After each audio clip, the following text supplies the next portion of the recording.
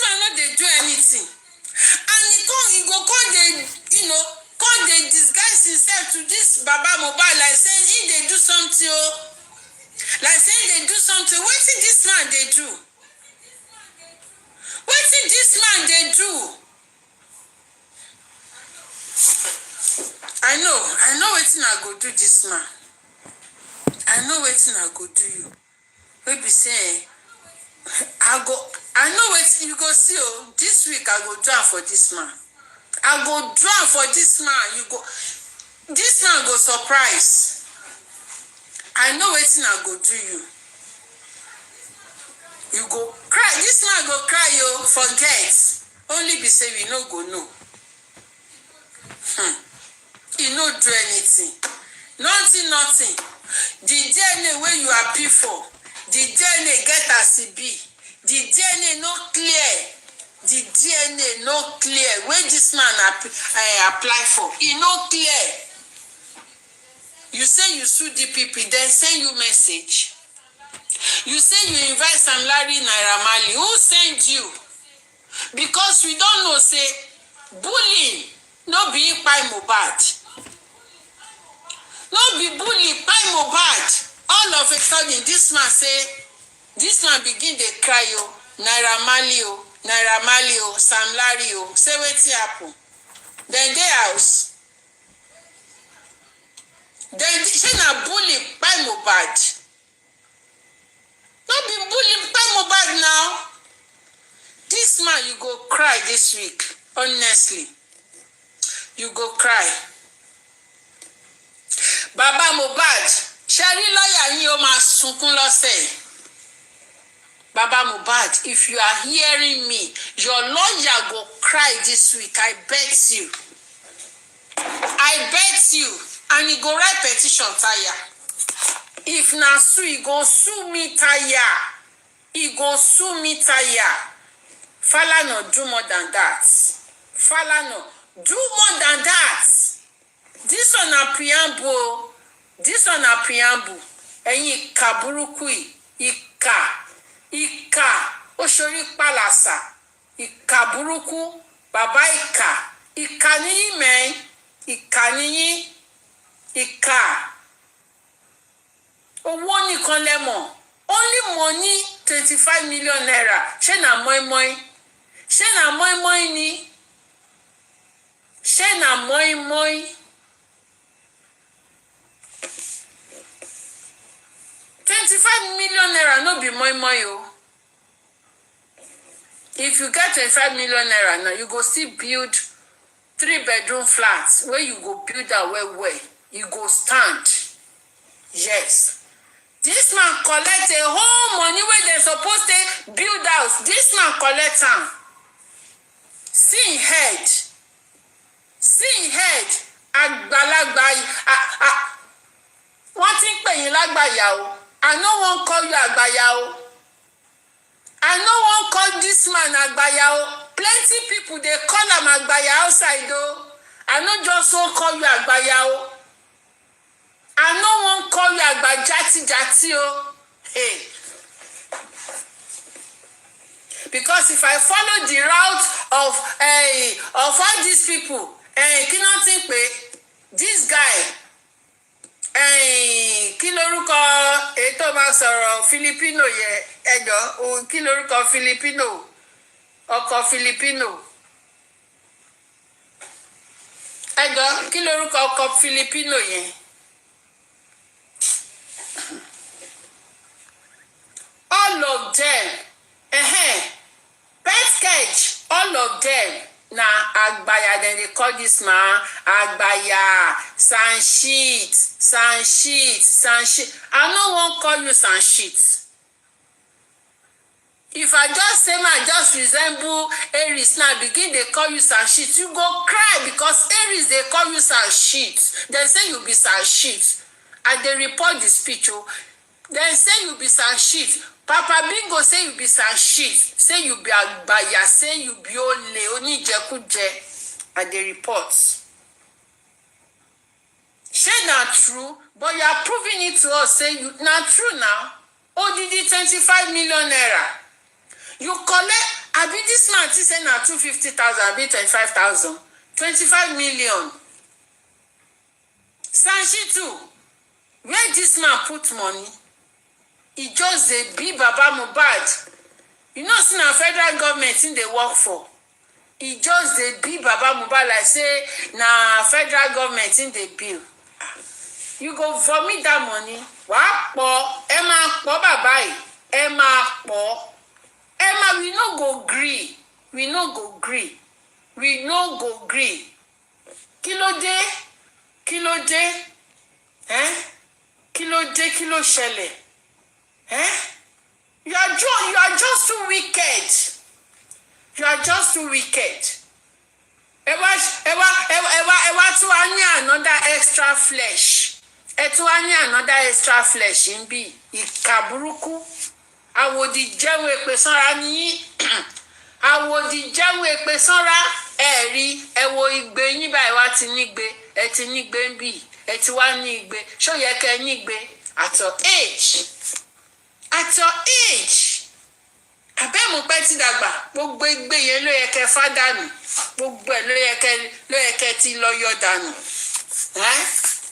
gbogbo igbe tẹ́ níyẹn ló yẹ kẹ́ ti yọ dànù. Ẹ mọ̀ pé nǹkan tó máa ń tètè pààyàn nìyẹn. They are calling you and shit. Máa lọ síbẹ̀ máa lọ máa bá wọn jà. Máa lọ síbẹ̀ máa lọ máa pariwo. Àṣé ẹ lè ṣe nǹkan kan. Àfihàn ìjòyàwó òdì. Ẹ mà lè gbẹ́dìyẹ. Ìkà burúkú. Only money na you sabi. Only money na you sabi. We go drag you. You see that money, 25 million. You think say public they give person money for free? See that there? They know they give money for free. If public give you money, just keep them somewhere because then go see ask you. Then go ask you. You collected our money. You can't dey shine. Can't dey do rubbish. You call anything, any movement, any step where this man they carry like this. Now Wummi they favor. Now Wummi they favor. I sit down, come they listen to how Mr. Ishak take they analyze everything. Look at this man, no. True. When prime boy lawyer re-invite Wummi, say may Wummi come corona inquest. Now that time, Bankole and Smith go Dabaru court. Now that time, then go Dabaru court. Shey they no suppose re-invite Wummi when this corona inquest open. Shey they no suppose re-invite am. No, this man no just go near Wummi at all. He no just go near Wummi. Instead, when he say go, if he don't invite Sam Larry and Naira Marley, say he don't win our hearts. It is say he go don't win our hearts. Baba máa jẹgba. Sanshitu jẹgba say. Our 5 million naira we go collect am because we no send you message. They are flagging me. Please power tap. Bankole and Smith àwọn ló Dabaru court nígbà tí wọ́n ní pé kí Wùmí kó padà wá sí court. Bankole and Smith wọ́n lọ dàrú gbogbo wọn tí mọ nǹkan tó ń ṣe all of them they know wetin dem dey do. All of them know wetin dem dey do. Shey when dem scatter court, when court come resume back, shey this man no suppose bring Wùmí back. If to say this man dey fight for justice true, if to say this man dey work for the money wey he collect, shey this man no suppose bring Wùmí back? And we dey expect say this man go re-invite Wùmí o. This man he no invite Wùmí again. And na prime boy lawyer invite Wùmí the other time. He re-invite Wùmí before they come scatter am. Ọlọ́run máa bí yín Sanshitu. Kí lẹ gbé fún Rich Grace tó fi ń ṣàìdí yín ná? Kí ló dé tí Rich Grace fi ń sọ̀rọ̀ in your favour tó tún wá fún yín ní doctor? ó tún fún yín ní another oyè, ó tún fún yín ní Dr. Sanshitu. What is that? What is that? What is the benefit of you, bearing Dr. Sanshitu? Abi you think say na just ordinary person dey bear doctor? You think say na ordinary person dey bear doctor? If dem use doctor honor you, e go be based on your hard work, on your experience. But you, nothing. You know they see your handwork. We no even know wetin you dey do sef. We no know. You can't go dey write some epistle dey give Ngozi. Say na so you dey do this one o, na so you dey do that one o. Sanshitu, bọ́ síta, go to television station, go and tell the world what you are doing in justice for Mohbad. What you are doing to getting justice for Mohbad, and tell the world say you don collect 5 million naira. Make dem judge am. Make dem judge am. May no be say na we just dey talk here because you don see say we no get big platform abi. Wey we go take open your nyash. You say make Baba no go VDM platform wey be say 10,000 dey watch am. 10,000 viewers like this, they watch am, more than that. You say make that man no go there. You are a devil. You are a Lucifer. This man, you be devil. They say you be devil. They say now you be that Lucifer where God, when God drive comot for heaven. They say now you. They say now you be the Lucifer. You be devil, this man. Now to collect money, he is very good at collecting money. We no go gree o. We go dey drag you. We go follow you. You go dry. We won't make you dry. We go follow you. You see all this extra flesh, it go dry. No worry. No worry now. Just go and ask from Falana. Shebi una be colleague. Go ask from Falana. Falana no go. He go tell you. He go explain everything. Which kind of nonsense be this one? Which kind agba yahoo be this one? Which kind agba yahoo be this one now? This man, ẹ máa jẹgba o. We go drag this man o. This week now you get this dragging. This week, ẹ̀yin lẹni dragging wiki. I'm a dragging ẹ máa tọ̀. Òótọ́ mò ń sọ fún yín.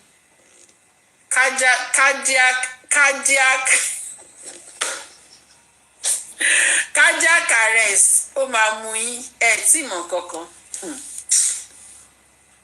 May nobody no just tell me say kini can she leave Sanshitu. May nobody no just anybody wey talk say ma leave Sanshitu, I go carry name join. I go match, I go pick mix una I go mix una picture. Yes. May nobody no just tell me and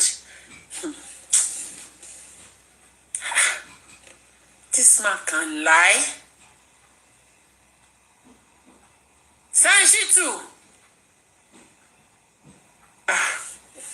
Maybe you be better person before, and maybe you even know work, you sabi work before, but you collect this Mohbad work.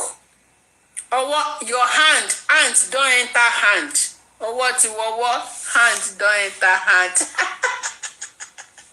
Hand enter hand. Now wow.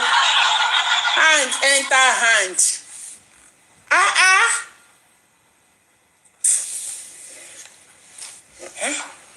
Baba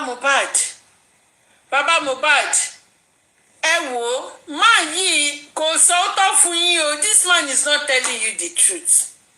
Baba Mohbad, this man is not telling you the truth. This man is deceiving you. This man deceives you. I'm telling you. Oh, this man is, all I know is that this one is deceiving you. That is what I know. That is what I know. Sanshitu, ẹ máa jẹ ìgbájú olóyì, ẹ máa jẹ ìgbájú olóyì. Òótọ́ mo sọ fún yín. Ẹ máa jẹ ìgbájú. Money don enter hand now. Money has entered the hand. Yes, now. Which kind of nonsense be this one?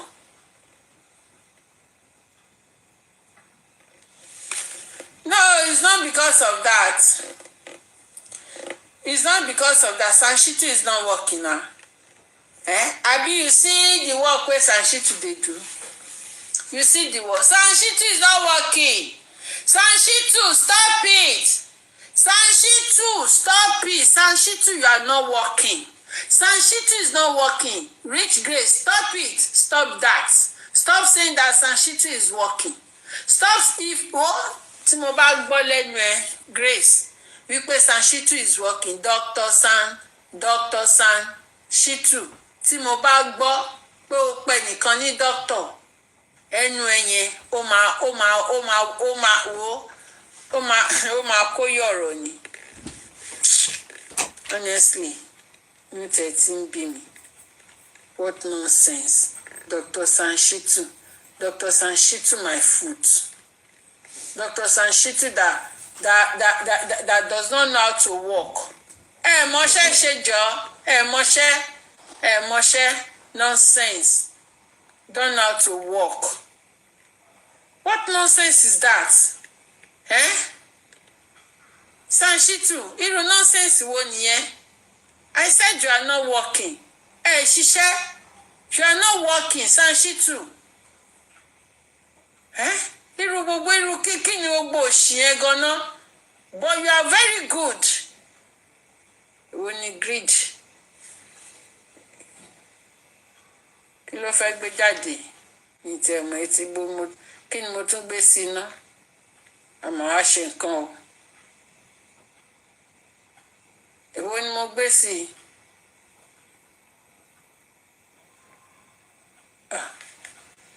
Kúrò. Kò máa tún kúrò mọ́.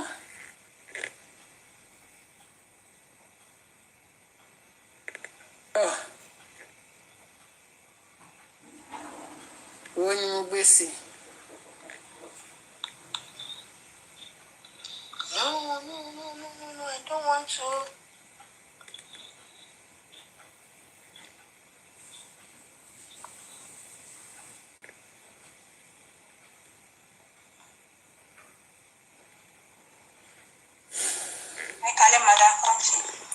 Ẹ kálẹ́ o. Happy weekend, ma. Happy Sunday. Same to you, jàre. Sangbara mi, kí ni yóò sọ̀rọ̀? À ń gbọ́, mo ń gbọ́ sẹ̀, mo ń gbọ́. Okay. Yes, ma.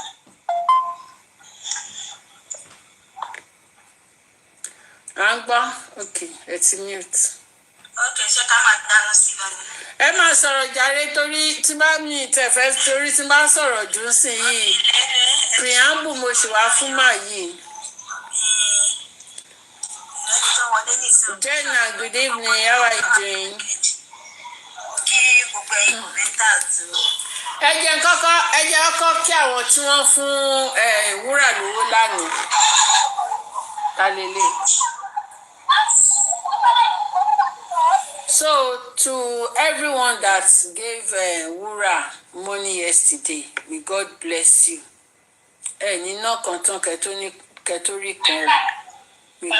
May God bless you abundantly in Jesus' name. Ẹ ṣé gan, ẹ ṣé o.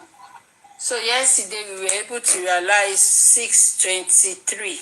673 ni mo pè lánàá, but ṣàǹpẹ́ nìkan sọ lánàá, mi fẹ́ dárúkọ wọn dó ẹ lè mọ̀ ṣáà nìkan sọ lánàá pé kí n check inbox. So ìgbà tí mo wá check mo wá rí i pé 100 náà send. So òun ló jẹ́ kó jẹ́ 670, but wọ́n wá kọ síbẹ̀ pé kọ́mọ mi mú 50.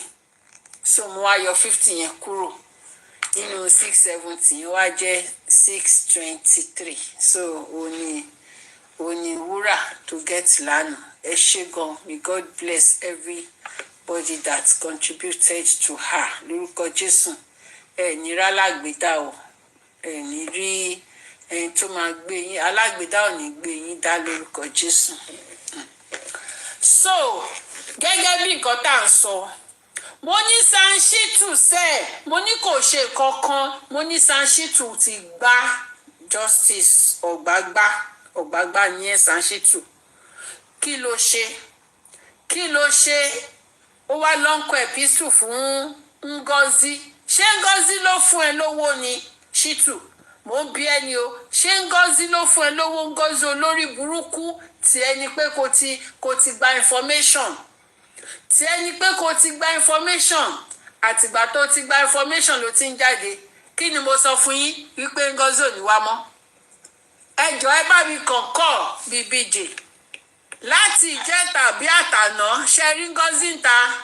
Ẹ sọ bẹ́ẹ̀. Ó ti wọlé ìgbín ni, a ti dayọ̀ sí lójú, a ti dayọ̀ sí wèrè lójú, ó ti wọlé. Ó tún dìgbà tó bá tí ariwo bá tún bẹ́ síta. Ó tún dìgbà tí Ngozi bá tún gbọ́ ó tún dìgbà yẹn kó tó tún jáde. Ngozi ti wọlé, onímàdàrú ni Ngozi.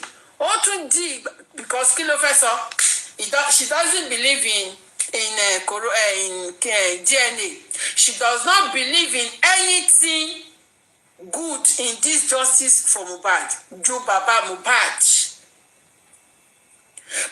Mohbad nìkan òun ló wà interested in. Kó má bàa di aláṣejù ló fi wọlé bẹ́ẹ̀ because kò sí nǹkan míì tó fẹ́ sọ. Kò sí. Akin òkè ẹ ṣe.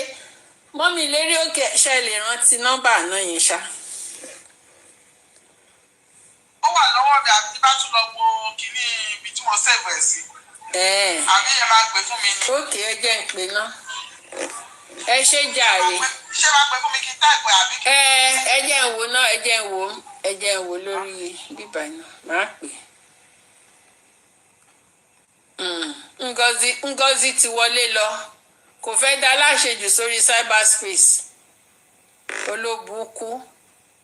Ẹ̀rí tó ń sọ pé Sanṣítù is a very good man, is a kíní kan lòṣì. Ó ti rò pé àwọn máa gbé ọmọ òṣì ọmọ wàlà òṣì àwọn máa gbé mọ́ra kán lè máa fi gba information lọ́wọ́ bàbá Mohbad. Nonsense.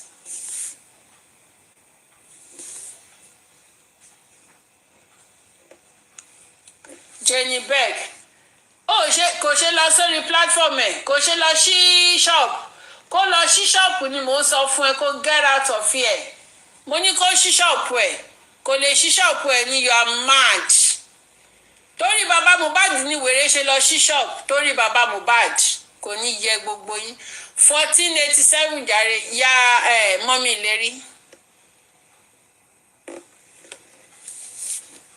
Mọ́mì lérí ṣẹ̀gbọ́n. Ó yẹ ẹ máa pè mà. 1487. Ẹ ní sùúrù ẹjọ́ mà, mi mọ̀ nǹkan tó ṣe bọ́ọ̀tì yìí.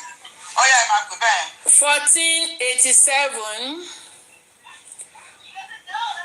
47. 24. 70. Access Bank Ilé Sanmi.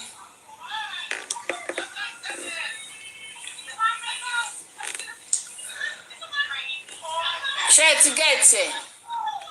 Ẹ jẹ́ ìpè fún yín 1487 47 24 70. Yes, Access Bank Ilé Sanmi ẹ ṣé. Ẹ jẹ́ máa bá mi spam ẹ̀ kí Mr. Akin lè rí. Mr. Akin Rasco. So kí ni mò ń sọ lọ ni wípé nǹkan tí mò ń sọ ni wípé ṣé ẹ rí arákùnrin tẹ rí níbí sáàyìn ni o, Nigerian Senior Advocate of Nigeria, No, but your Nigeria, senior advocate of Nigeria ni arákùnrin tẹ́ ń wò yìí. Arákùnrin yìí ó wá gẹ́gẹ́ bí àgbàlagbà sani, àgbàlagbà lọ́yà tó ti ní experience for over 39 years. He told us that he has had 39 years of experience in practicing his law job. Just take it like that, okay? Take it like that. So this man said he has experience, he can do it, he can do kiniko. So, and we thought that because this man is a son, that okay, that he will be very good in this work, because when you go to his profile, he said he is a criminal lawyer, he's very good in criminal job, something like that. Okay, and we employed him. There's no crime in someone introducing him into this justice. There's no crime in it. I can introduce my carpenter to you. This is my carpenter, and he was the one that did my bed, and the bed was strong. Even when Boss is going on the bed always stands strong.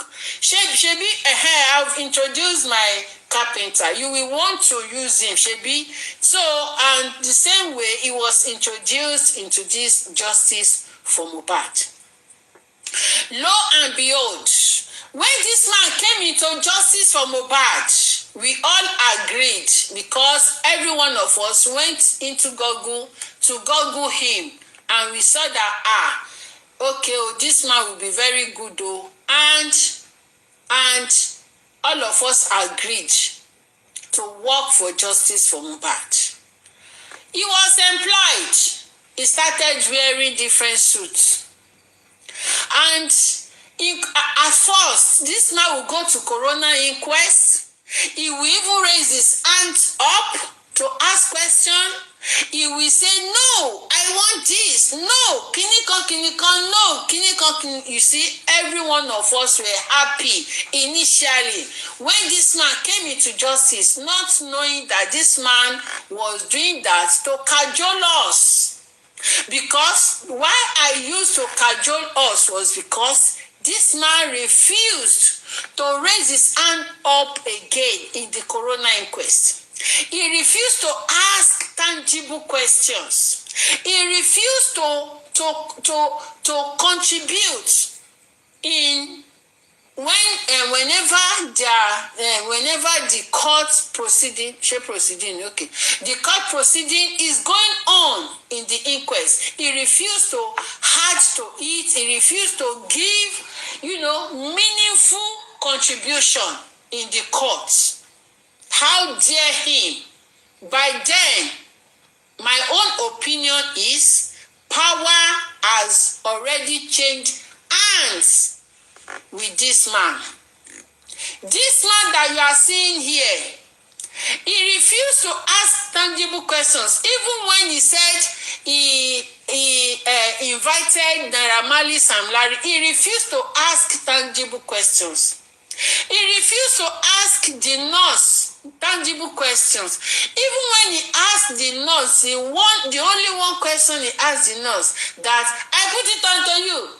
You are the one that cried Mohbad. The guy said, no, I'm not the one. He now said, then who cried Mohbad? The nurse said, ask his wife. Ask his wife.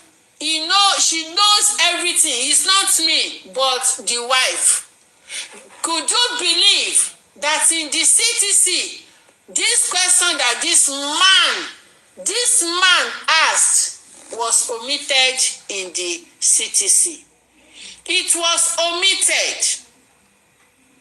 Tangible questions that could nail Wummi was omitted. Could you believe that this man refused to appeal for that corona verdict, corona CTC?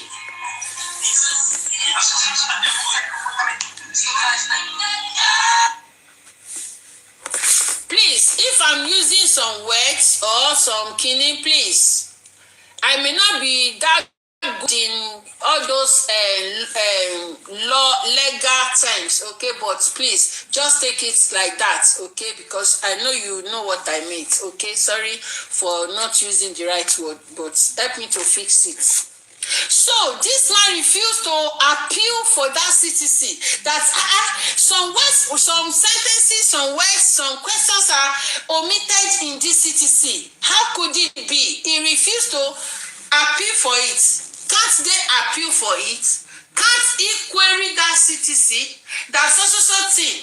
Even the what's it called? The driver's sentences, the confession of the driver. Some of those things, some of the words that the driver spoke were changed. They were changed, but thank God that this that the driver had spoken, on social media. So everybody has heard what that man said. Okay? Some of those driver sentences were omitted. And this man that you are seeing here, that carried title on his head, refused to argue about that CTC. Everything went down well with this man. This man, after the corona inquest, he even said, in my 39 years of practicing law, I have never seen a verdict as honest, as pure, as truthful as the one Magistrate Sotubi gave. Ẹjọ́, ṣé kò yẹ ká dá ìgbájú bojú man yìí? Are we not supposed to give this man dirty slaps? He kept quiet, he muted, as if nothing ever happened. After the corona inquest that day, he was even joking while his client, Baba Mohbad, was crying, garnishing his teeth that, Owo Wogbo, this man has fallen my hand. Emma Bonko, listen to what this son just said, that the verdict went down well with him. Look at what he said. But Baba Mohbad could not even speak out. But he felt so bad, but he couldn't voice out. Could you believe that this man refused to look inside? He refused to look inward to the criminal aspect of this justice for Mohbad. That what could have piled this boy in the house? Bring those people. Please, I want to bring all those people in the house back to Corona inquest once more. That Wummi was supposed to be brought back. Even when Prime Boy's lawyer requested for Wummi to be brought back. Do you know what they did? They used their mago to bring fight that day. Fight about Bankole and Smith. That day was when they scattered everything. That day was when Wummi was dancing in the courts. Up to today, Sanshit, as called by Papariano is the one calling you Sanshito. I'm reporting them. So up to today, Sanshitu refused to bring Wummi back. Any step that this man is taking is always going for Wummi. Is always on Wummi's side, but going against Baba Mohbad's side. Anything. Okay, why will Sanshitu stop Baba Mohbad from going to VDM? Why was he sad? Why was he sad for Baba Mohbad to go to VDM? he was sad because he doesn't want this Mohbad case to escalate. He doesn't want people to know about it. That is why since the inception of this man in this justice for Mohbad, this man has refused to go to the media house to talk about it. Instead, he went to the maybe television station or whatever, to the media house to go and talk about Iyabo Ojo's case. You can see that this man is evil. You can see that this man resembles the Lucifer that God drove out of heaven, because this man is always, going at the wrong side for Baba Mohbad. And why must this man now write plenty epistle to Ngozi that these are the things I've done in justice for Mohbad? I've written the DPP. What is our own business with DPP? Why must you sue DPP? Who asked you to invite? We were expecting you to invite Wummi. Even when the Kurame Dinyo Wangbaye, the other hospital that refused to come, and you refuse to take action. You refuse to use that your son that you carry on your head to do the needful. You kept quiet. All the evidences that we gave to you, where are they? Rich Grace said, could you believe that by Joseph Aloba's file was put under the desk? That Sanshiti did not do anything. He put it under the desk. Can you just imagine that? Can you just imagine that? And you know that they threw that DPP case. Do you think you cannot win it? You are weak. You are a weakling. You are a weakling son.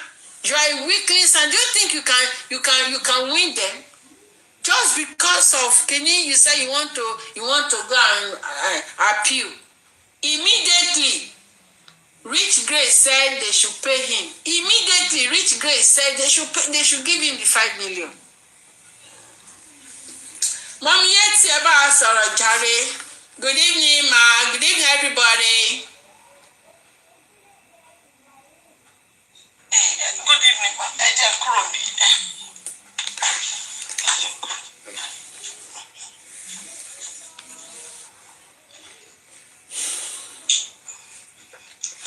Good evening, ma.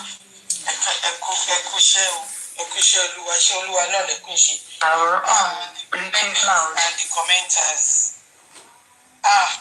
But mo já sọ́dọ̀ ìmọ̀ ní bàbá yìí lẹ gbé dì sí. Mo ti sọ, this is the time we need to use our voice about Sanshiti. Enough. Because nígbà tí BJ tó ṣe update. Ọkọ̀ email, ó send email. Ó ń tọ́ sí olórí ńlá, ó ṣe pápá pèpè. Update lásán. We've been calling his name Sanshiti. Ṣé Táíwò Dúmọ́sì gbọ́ wa ni? Ó gbọ́ wa náà. Ta ló emit? Okay, mommy, comfy. Ṣé ló gbọ́ wa? Ti sọ gbogbo ẹ̀ because this man èmi ò rí kankan tó ṣe.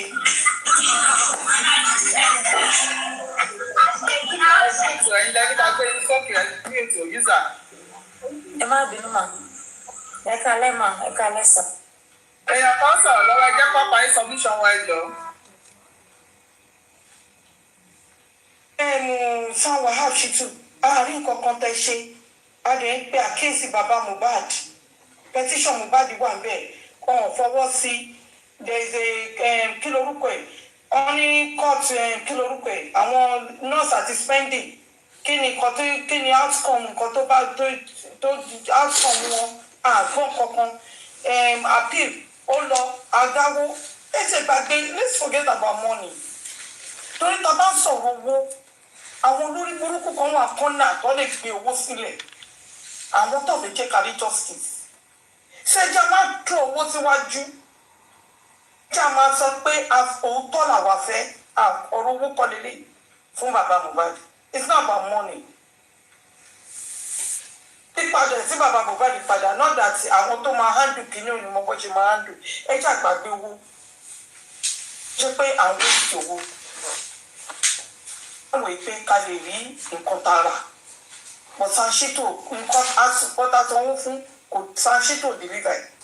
Sanshito is the lawyer to Ìyábọ̀ Òjó mo tútù sọ èmi ò ní ẹgbẹ́ ọ̀lẹ́ jẹ́dẹ̀ lẹ́nu mi rí because I will come with evidence in it. Sanshito can go to TV station because wọ́n pe Ìyábọ̀ Òjó EFCC pe Ìyábọ̀ Òjó after tó ṣe wedding for money. And Sanshito is telling us that Mohbad case is international, is global. Kí ni case Ìyábọ̀ Òjó tí Sanshito dànù sí TV station?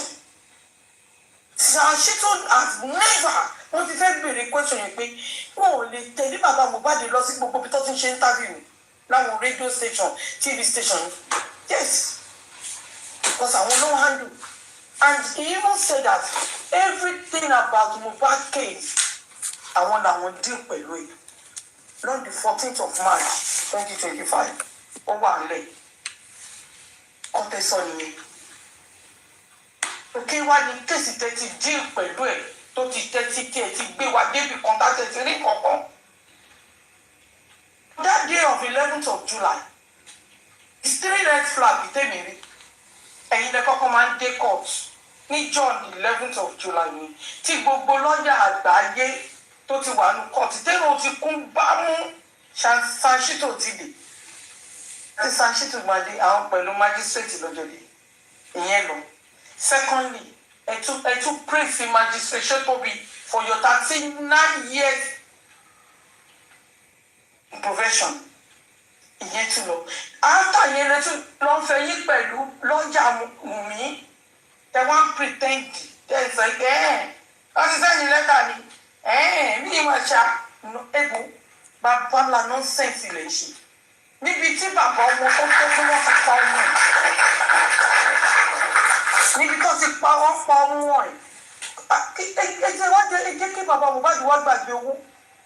Wípé bàbá yẹn lè gbogbo ibi tó ń lọ kò wọ́n fún lókun ẹ̀ wọ́n fokùn yẹn lẹ̀ fún. Ìtẹ̀wá jẹ́ tẹrẹpísẹ́ǹtì ọmọ ẹ̀ ní court ẹ̀yin lẹ wá ń rẹ́rìn níbi tí bàbá Mohbad ti sunkún sínú.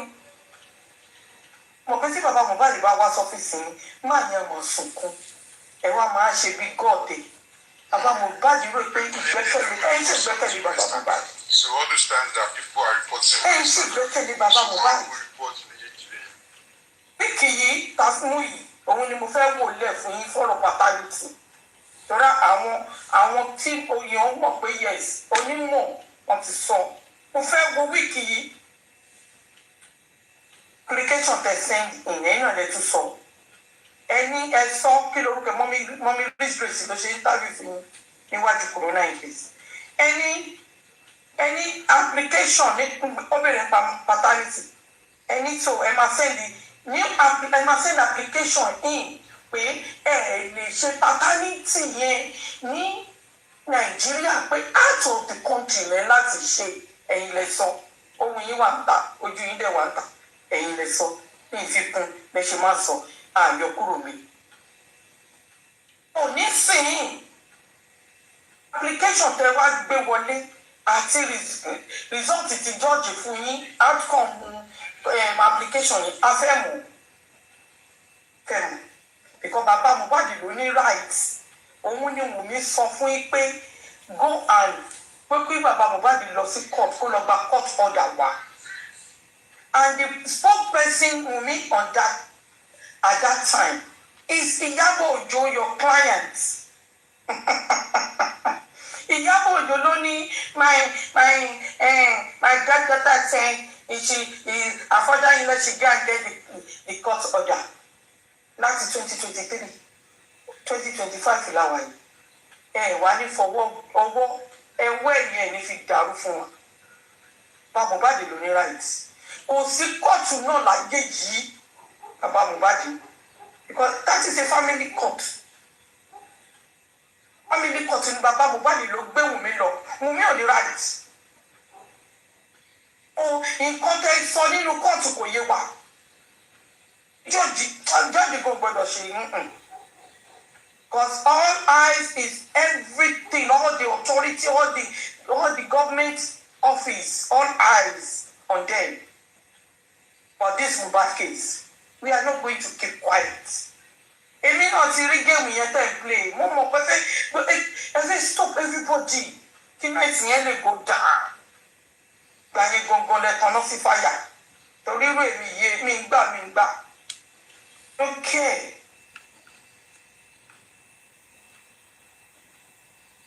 Èpèrè ayé ní Yorùbá.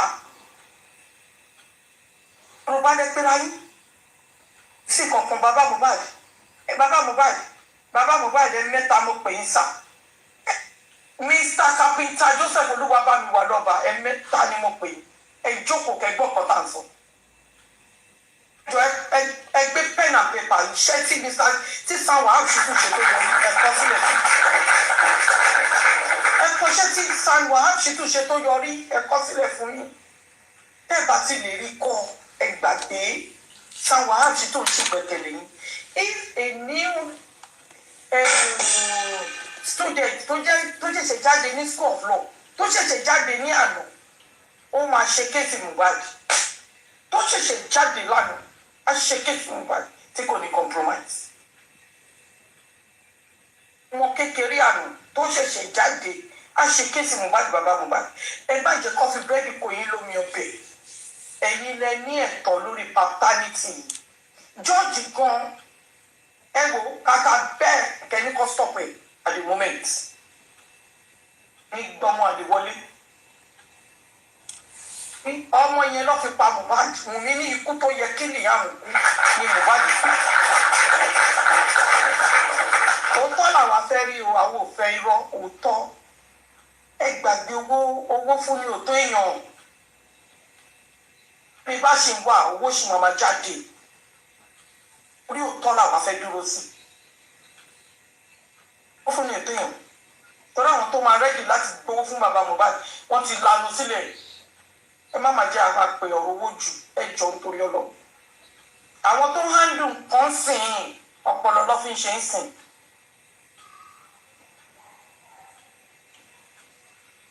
Sanwó Àṣìtù ẹ ṣe iṣẹ́ kankan mo tútù sọ ni. This is not a defamation of character.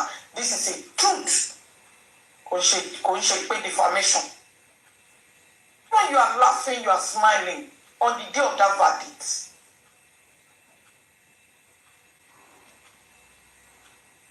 Sanjori said one thing that tó bá jẹ́ just ordinary lawyer tí kò ní sáànì lórí tí kò ṣe senior advocates of Nigeria ó máa tako kìíní tí verdict sọ tí magistration tó bí sọ.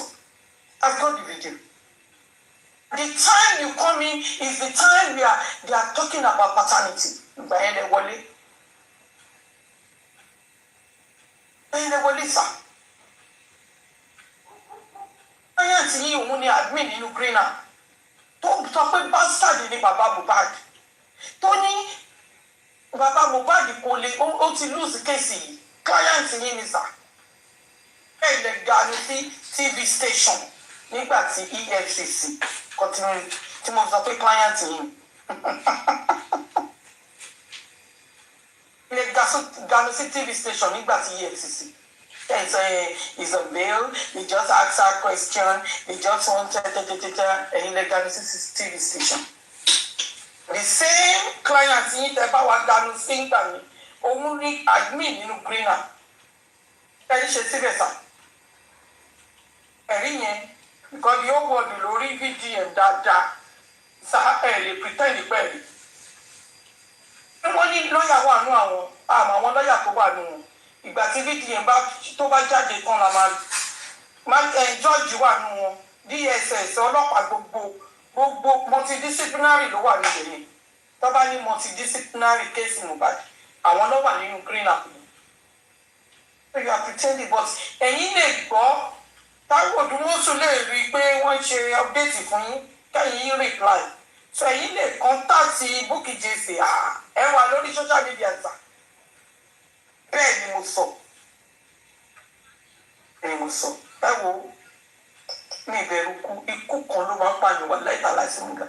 Àdàbí tí mi bá fi òótọ́ ṣe justice for Mohbad lókù.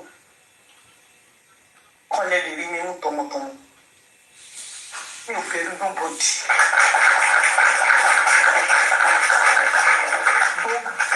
gbogbo anybody tó bá wá ṣe ibi fún mi tọmọtọmọ ibi yẹn máa padà sí wọn lórí torí mi ò ṣe bí mo bá bí dé justice for Mohbad inú kan ni mo fi ń ṣe inú kan yẹn náà lè ní máa fi ṣe pa máa fi débi ilé lérí lágbára Ọlọ́run. Thank you, Mommy So Comfy. Ẹ jẹ́ kí n ní ìtìǹsìn. Thank you very much.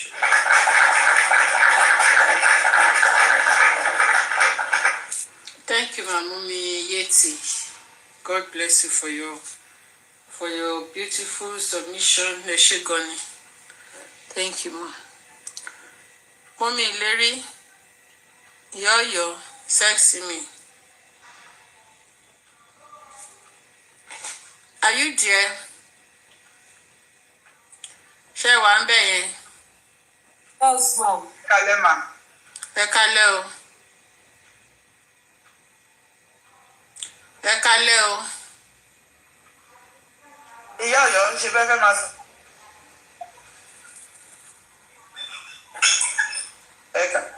Ẹ kálẹ̀ Mr. Aisha ẹ máa sọ̀rọ̀ yín lọ. Ẹ máa sọ̀rọ̀ tẹ́ bá fẹ́ sọ̀rọ̀ àbí kí máa sọ̀rọ̀. Ẹ kálẹ̀ mà, ẹ kálẹ̀ everybody. Okay, God bless you, ma. Ẹ kálẹ̀ everyone. Ó sì wá, mo kí yín ma, God bless you, ma. Àníṣe lásán lórúkọ Jésù.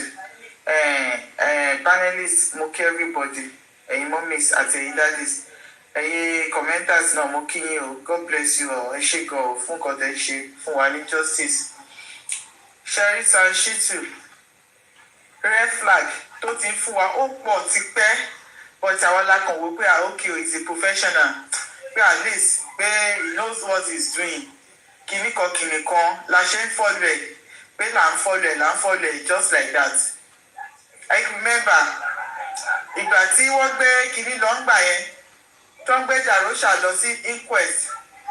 Ìgbà tó ń sọ̀rọ̀ ó ní they said him and his wife they have fight once in a while. He and Kiniko Prime Boy, they had a fight at the show. Kiniko. So wọ́n ṣe wá try àti push narrative yẹn nígbà yẹn. Ó try kò push ẹ̀ direct sí Wùnmí. Gbogbo submission yẹn tó bá ti jáde ní quest. Kò point fingers. Narrative ẹ̀ kò kí point fingers sí Wùnmí. All this while tẹ́lẹ̀ wo continent Sanshitu gbogbo fingers ẹ̀ ó point sí Naira Marley ní target yẹ nǹkan tí Ìyábọ̀ Òjó fẹ́ kó máa ṣe fún òun iṣẹ́ tó yí fẹ́ kó máa ṣe fún òun ló ń ṣe fún.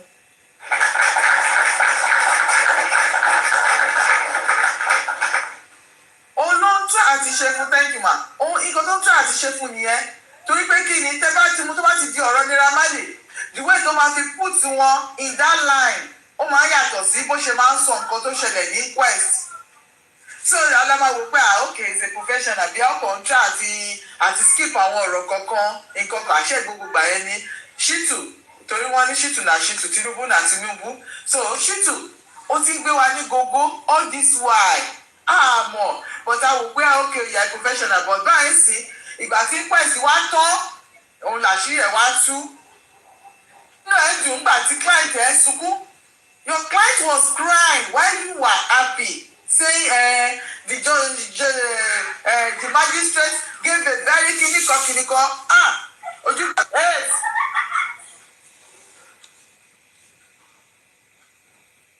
Sorry, my age, má bínú jàre. Ojúgbà mi ti fún ẹ o.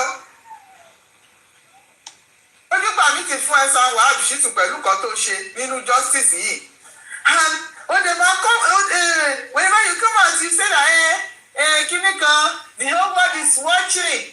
Kiniko is a Kiniko. This case is a global case. It's a Kiniko.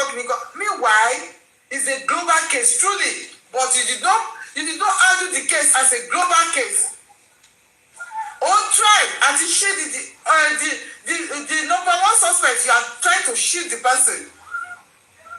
Kí ló fẹ́ gé níbẹ̀ àwọn tí ò sílé àwọn ní target yẹn àwọn tí ò sílé ló ń mú ló ń try àti ṣe kínní ókè kò ní kúlù fún ẹ wọ́n tó sọ pé ṣàṣìtò ráyè ẹjọ́ wẹ́wẹ́ kí ló wá ṣe bíbá what are you doing here ká kúlù fún ẹ wẹ̀rì it's a global case kínní kan and you are there collecting huge amounts of money millions of naira ó ń gbà ó wá ń gbé wa ó wá ń dìbò wa ó wò pé tó bá ti gbà títí pé tó bá sí public pé wọ́n máa ṣe kínní kan ẹ ti sick ó ti rẹ̀ yín sà uncle Shitu ó ti rẹ̀ yín okay brother Shitu àbí ṣó ti rẹ̀ nídìí wọn kù àbí brother ni Shitu ó ti rẹ̀ yín ẹ ti sick sà pẹ̀lú gbogbo nọ́sẹ̀sẹ̀ ṣe ẹ gbowó public ṣé mo pàwọn là ń fọ́ọ̀dù yín ni ṣé ẹgbẹ́ bàbá Mohbad ló ń fọ́ọ̀dù yín ni àbí kí ló ṣe ń jẹ́ ìṣòṣì a ní àfẹ́yìnmọ́ a ní kẹ́ máa lọ ká ní pé ẹ respect ọ́fíìsì yẹn tí ó bá jẹ́ pé ó ní nǹkan mi tẹ̀fẹ́ gbà nínú kéèsì yìí tó jẹ́ pé ó ní àwọn kan tó ń fọ́ọ̀dù yín which is àwọn bàbá bébì àti Ìyábọ̀ Òjó àti Wùmí ó yẹ kẹ́tì resign yes ó yẹ kẹ́tì resign kẹ́ sọ pé ẹ̀ ṣe mọ́ àtìgbà tá a ti cast yín tẹ́tí cast ó yẹ kẹ́tì sọ pé no pé ẹ̀ ṣe mọ́ pé kó máa lọ torí pé kí ni this case is for the public it's general case kò ṣe bàbá Mohbad nìkan ló handle case yìí so ó yẹ kẹ́tì mọ̀ pé no pé tí public bá ti rí red flag immediately we will call you out that no we don't want you this is a red flag.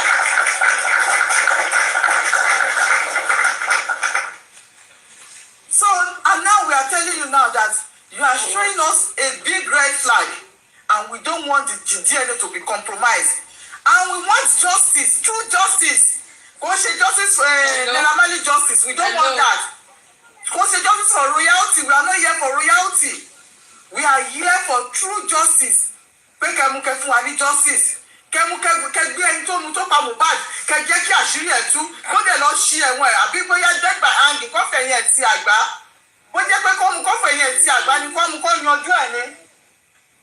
You are disturbing me. Kẹfẹ kọfẹ yẹn ti àgbá àbí kọfẹ yẹn ti kíní kọmú kọ padà nù ẹ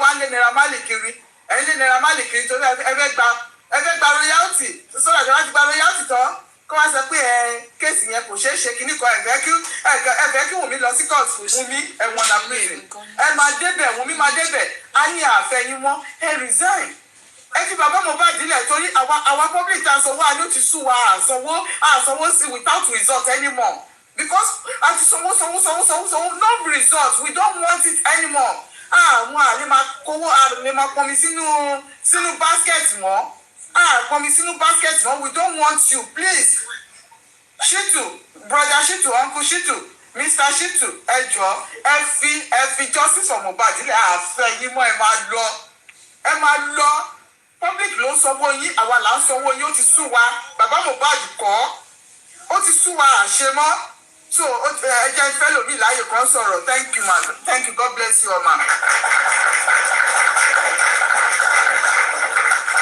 Thank you mommy Ìlérí God bless you.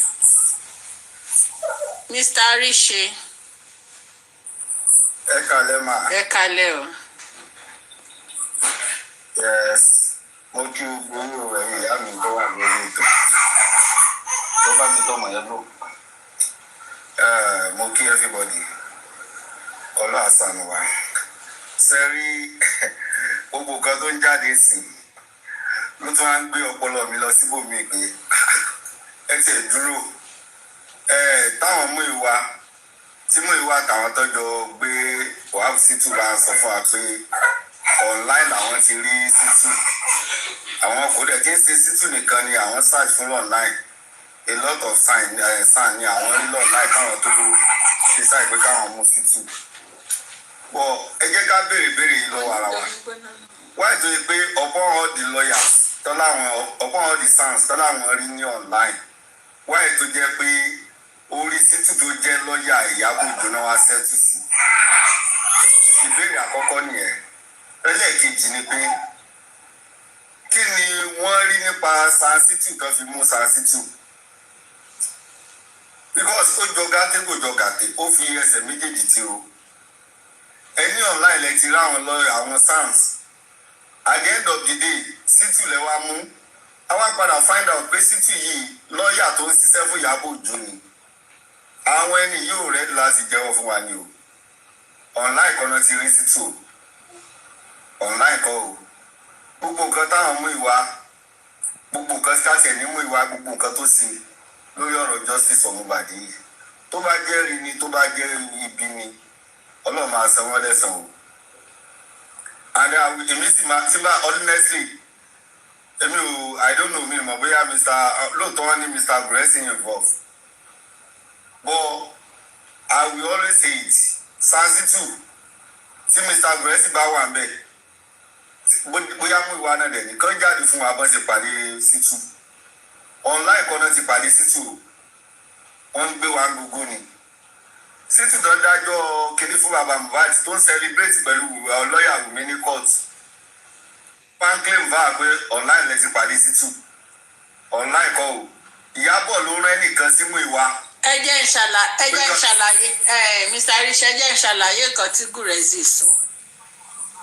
Gurezi ní pé àwọn ní kéèsì kan mi mọ̀ ní bóyá lábà àbí nǹkan kan ní ibi tó ti ń ṣe business so wọ́n wá ní pé àwọn ní kéèsì yẹn bóyá wọ́n wá sí zero wọn ni àbí nǹkan kan so àwọn wá lo Sítù so wọ́n ní pé Sítù làwọn lò fún kéèsì yẹn táwọn fi rí àwọn nǹkan wọn tó fi rí nǹkan wọn gbà padà pé Sítù ló ṣe kéèsì yẹn so ìgbà tí àdẹ̀wà tán wá ń clamor fún sàn ló lè ṣiṣẹ́ yìí sàn ló lè ṣe wọ́n ní reason táwọn ṣe introduce Sítù sí justice nìyẹn bọ̀ èmi wàá mọ̀dí tí mú ìwà tó fi ń parọ́ títí ẹ̀ ò but nǹkan tí Mr. Nǹkan táwa gbọ́ ni pé online làwọn ti search fún àwọn SAN àwọn dẹ̀ settle sórí wàhálà Sítù which is olórí burúkú tó ń da nǹkan rú yìí. Ó ní ẹ̀yin náà tún wọ ọ̀rọ̀ tí Gurezi tún sọ sí ọ̀rọ̀ yẹn ti yàtọ̀ sẹ́rí tí èèyàn méjì péré bá parọ́ kò sí ó máa ní àárín kan tó ti máa múra wọn bọ́tí èèyàn tẹ́ ẹ̀ bá ń sọ òótọ́ tẹ́ bá béèrè lọ́wọ́ àwọn mẹ́wàá yẹn tó jẹ́ òótọ́ náà sọ orí òótọ́ yẹn làwọn mẹ́wàá máa dúró sí àti Gurezi àti Múyìwá àwọn méjì ò fẹ́ complain fún wa honestly ṣé ìgbà tí gbókè ní ìṣẹ̀lẹ̀ ló jẹ́ bọ́dí ìṣẹ̀lẹ̀ ńlá sí ẹ tó pé of all SAN tó wà Nàìjíríà orí wàá fi tilẹ̀ wá sẹ́tù sí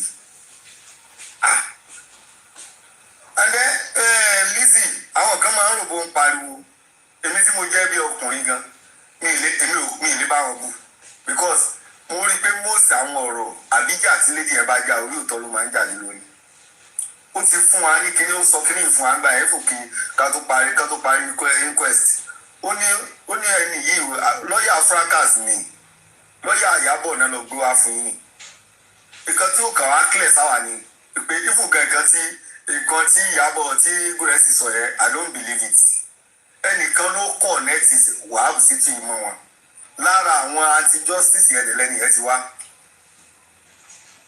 ẹ mọ̀ Múyìwá plan ẹ̀ èmi sì máa sọ Múyìwá ò fẹ́ kí bàbá Mohbad wọ́n ní kéèsì yẹn kò ní interest nínú kan wọ́n ní kéèsì.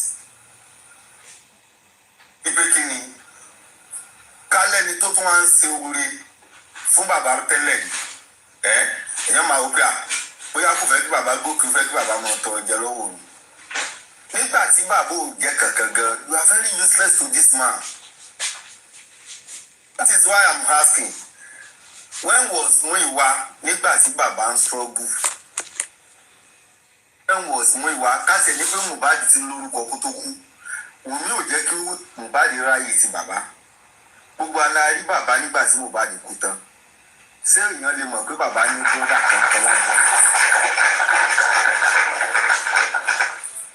Ìwọ yìí náà lọ ọmọ tó wá kú tán bàbá trust ẹ ó tún wá pé ó ní pé kó lọ kó wá represent wọn and every negative ní justice for Mohbad láti for more than 2 years gbogbo nǹkan tó bá ṣẹlẹ̀ tó jẹ́ aburú láyé àtòrí Múyìwá ló ti máa wá gbogbo nǹkan tó bá jẹ́ aburú justice for Mohbad mú ìwà gangan ló máa gbé aburú yẹn wá.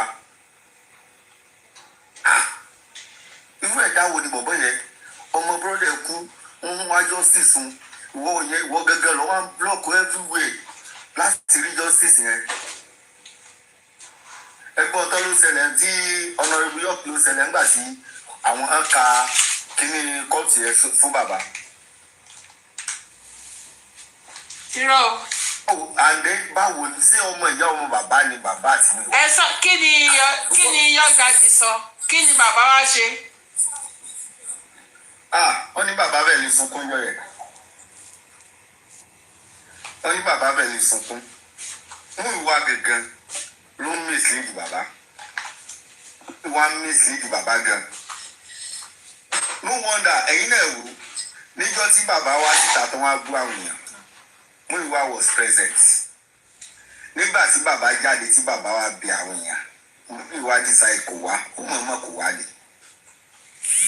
Láburú ayé àti bàbá ohun tí bàbá bá realize pé olórí burúkú ayé àtọ̀run ní bọ̀bọ̀ yẹn àwọn ní láti jìnnà sí la tó máa rọ́nà lọ. Bọ̀ tí ò bá sí yẹn bẹ́ẹ̀ tí bàbá bá sì gbára lé bọ̀bọ̀ yẹn ẹ má jẹ ìtàn yín Ọlọ́run má dà wá láwa sórí o because for the past 2 years ẹ sọ dáadáa kan tí mo ìwà ti ṣe ní justice for Mohbad even in time of money wọ́n yìí wá yá bàbá ní bóyá 400,000 wọ́n ròyìn bó ṣe fẹ́ fi kọ́lẹ̀ pa bàbá nígbà tí táìmù tí bàbá promise ẹ̀ dé tí bàbá òróró yẹn fún. Bó nǹkan tí wàhábù sì tún sí kò sí èyí tí mo ìwọ mọ̀ sí kò sí èyí tí mo ìwà kò mọ̀ sí. Àdá ìtọ́ tí bàbá fẹ́ bẹ́ tọ́ jáde ó dùn mí tí bàbá ò gbé mi gòkè because Baba was trying to claim Ìyáris Grace. Wọ́n á fẹ́ ní kí bàbá béèrè lọ́wọ́ Ìyáris Grace. Àwọn èèyàn méjì ló ti díẹ̀ pé tó bá bí dákó jáde. Àkọ́kọ́ bíje ní ó ní fáìlì bàbá ẹgbẹ́ kan ní sáàsì túnjú sí. Ṣùgbọ́n tó bá dá ìyá yẹn jà lójú tó bá bí dákó jáde kó wá deny which means wọ́n ní evidence lọ́wọ́. Àtìgbà yẹn ìyá yẹn ti jáde lẹ́ẹ̀mejì. Ó ti jáde lẹ́ẹ̀mejì kò mẹ́nu lọ́bẹ̀. Wúmọ̀ àmọ̀ sínú yẹn náà tún sọ kankan. Wọ́n ní tó bá tó bẹ̀ kó jáde kó wá di bọ́ǹkẹ̀. Kò jáde látìgbà yẹn. Bó ṣe ń jáde kò mẹ́nu lọ́dọ̀ á méjì. Which means ó ti mọ̀ pé wọ́n lé evidence lọ́wọ́. Sẹ́rí mú ìwà sítú ìyá gbóǹkẹ́ yẹn. Àwọn mẹ́ta wọ́n jọ ẹ̀mọ̀ Ọlọ́run má jẹ́ kéèyàn jó ìjọ táyà. Nígbà pé wọ́n ti ọ̀tá sí bàbá wa rí wọn bí ọ̀rẹ́ bí ẹni rí. Sẹ́rí sítú yìí mi ìfẹ́ mọ iye tó gbà lórí kéèsì yìí o. Gbà kan tí ò jẹ́ kí n ní dáùtì lórí ẹ̀ ni pé mo bìlí pé at least sáà nìyí tó bá wọ́n ìnirú kéèsì Mohbad yìí ó máa háàdì kún sí fi ẹ̀. Bọ́ ilé tó ń ṣe yìí òun gangan mọ̀ pé ó ti bá everything tó ti ṣe bọ̀ látẹ̀yìn ó ti borúkọ jẹ́ because this may be an last high ranking case tó lè handle tó máa pè sí because ó ti sọ̀rọ̀ ẹ̀ nìyẹn yẹn and we will keep on calling him out sọ fún bàbá kó wò sí mọ́ we don't care lẹ́nu bá ń gba bàbá it's not about mistake àṣeyìn ó tún wá sí mistake. Kẹ̀sì yóò ní design. Tí ẹ bá sori burúkú tó dùn ó sì ṣe. Kẹ̀sì yóò ní design. Tó bá lòun sí mọ́ kó máa kórí gbẹ́ lọ. Àwọn èèyàn wà tán rẹ́dì láti gbé lọ́ọ̀yà wá fún bàbá. Tí lọ́ọ̀yà yẹn dẹ̀ máa ṣe better than this useless man. Client ẹ̀ adájọ́ client ẹ̀ sunkún. Ìwọ́dẹ̀ rẹ̀ níta. Ó tún wá ń sọ pé tó 39 years tó ti ṣe tó ti wà ní law. Best case tí wò tó máa fún yín ní good judgment yẹn. After that interview òwò àti lọ́ọ̀yà Wùmí wájọ́ sáré tẹ̀lé ra yín àti rẹ́dì ókè kan náà àti rẹ́dì. Òwò yìí kan náà ni wọ́n jáde ní kóòtù DPP níjọ́ DPP kìíní wọ́n ẹ̀ jáde kóòtù. next thing tí wàá sí ni pé ó ní ẹ máa appeal. Don't distract. Leave Ìgbà tó here. mọ̀ pé tẹ bá appeal ẹ̀ kò sí àní-àní wàá gbowó appeal yẹn lọ́wọ́ wa. Ẹ gba 5 million. Until now àmọ́ ibi tí appeal yẹn lọ forí sọ.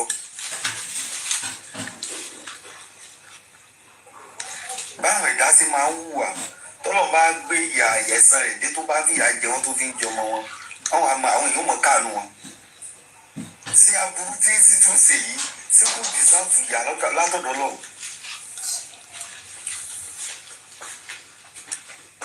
ọmọ how many years ni Mohbad? 26 years. Òdúmọ̀sí ti wá sọ pé bàbá yìí náà lọ mi ti gbá tèmi wọ́n kó ọ̀gá ọ̀rọ̀ yìí ẹ̀mí sọ pé gbówó ti yín o. Àgọ̀ náà ó ṣe kẹ́fíbọ̀dì lára lẹ́fíbọ̀dì ṣe sí ní kálukú dẹ̀ ló máa gbẹ̀san ìwà rẹ̀. Ọ̀pọ̀ gbogbo fẹ́ẹ̀sì ìfowópamọ́ alágbóyè síbi tí láwọn fi gba lọ́ọ̀yà níjọ́ yẹn tí bàbá Liam gbé wọn lọ sí court. Gbogbo alágbóyè tó lòun fi ń tí gbígbé gba lọ́ọ̀yà níbẹ̀ yẹn náà more than 4 million. Lórí kéèsì Mohbad ẹ̀yin kan wá ń jòkó pé ẹ̀kàn fẹ́ máa bú Ọlọ́run máa dá fún gbogbo yín o. Àbó ó ń ṣe more than 4 million, more than 8 million naira, more than 8 million. 8 million. 4,003. 4,003. 4,003 pounds. Pounds ti náà di san. More than 8 million naira. Lẹ́nìkan fi gba lọ́ọ̀yà.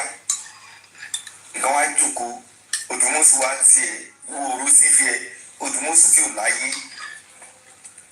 Ìwọ tó ti dé level Sam tó wà ń sá tó ti jẹ́ Sam tó mọṣẹ́ tó gbé débẹ̀ Òdùmọ̀sù lọ tí ò ní kankan tí ò jẹ́ kankan wá tiẹ̀ àtàwọn tó mú ẹ wá tó tí tó fẹ́ lé mú ìwà lọ́wọ́ àti mú ìwà àti wọ ọlọ́mọ agbègbè yìí àti agbó kan àwọn ò sì fẹ́ mọ́ tó bá wù ẹ lọ tó bá wù ẹ mọ́ lọ ọtí tó bá lọ ní o we keep on calling you out. Gbogbo Nàìjíríà ló máa láti máa gbọ́ láti máa mọ how useless you are because you are a very useless son, very useless son.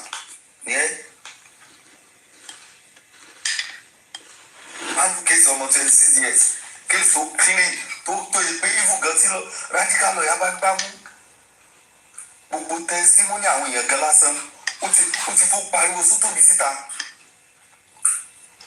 Gbogbo nǹkan tó ń sìn wọ́n dákẹ́ ò sẹ́nìtì torí pé ẹ ti plan everything kalẹ̀. Ẹni máa gbowó yẹn lónìí ẹ̀ ní fìsì nǹkan tó dáa o.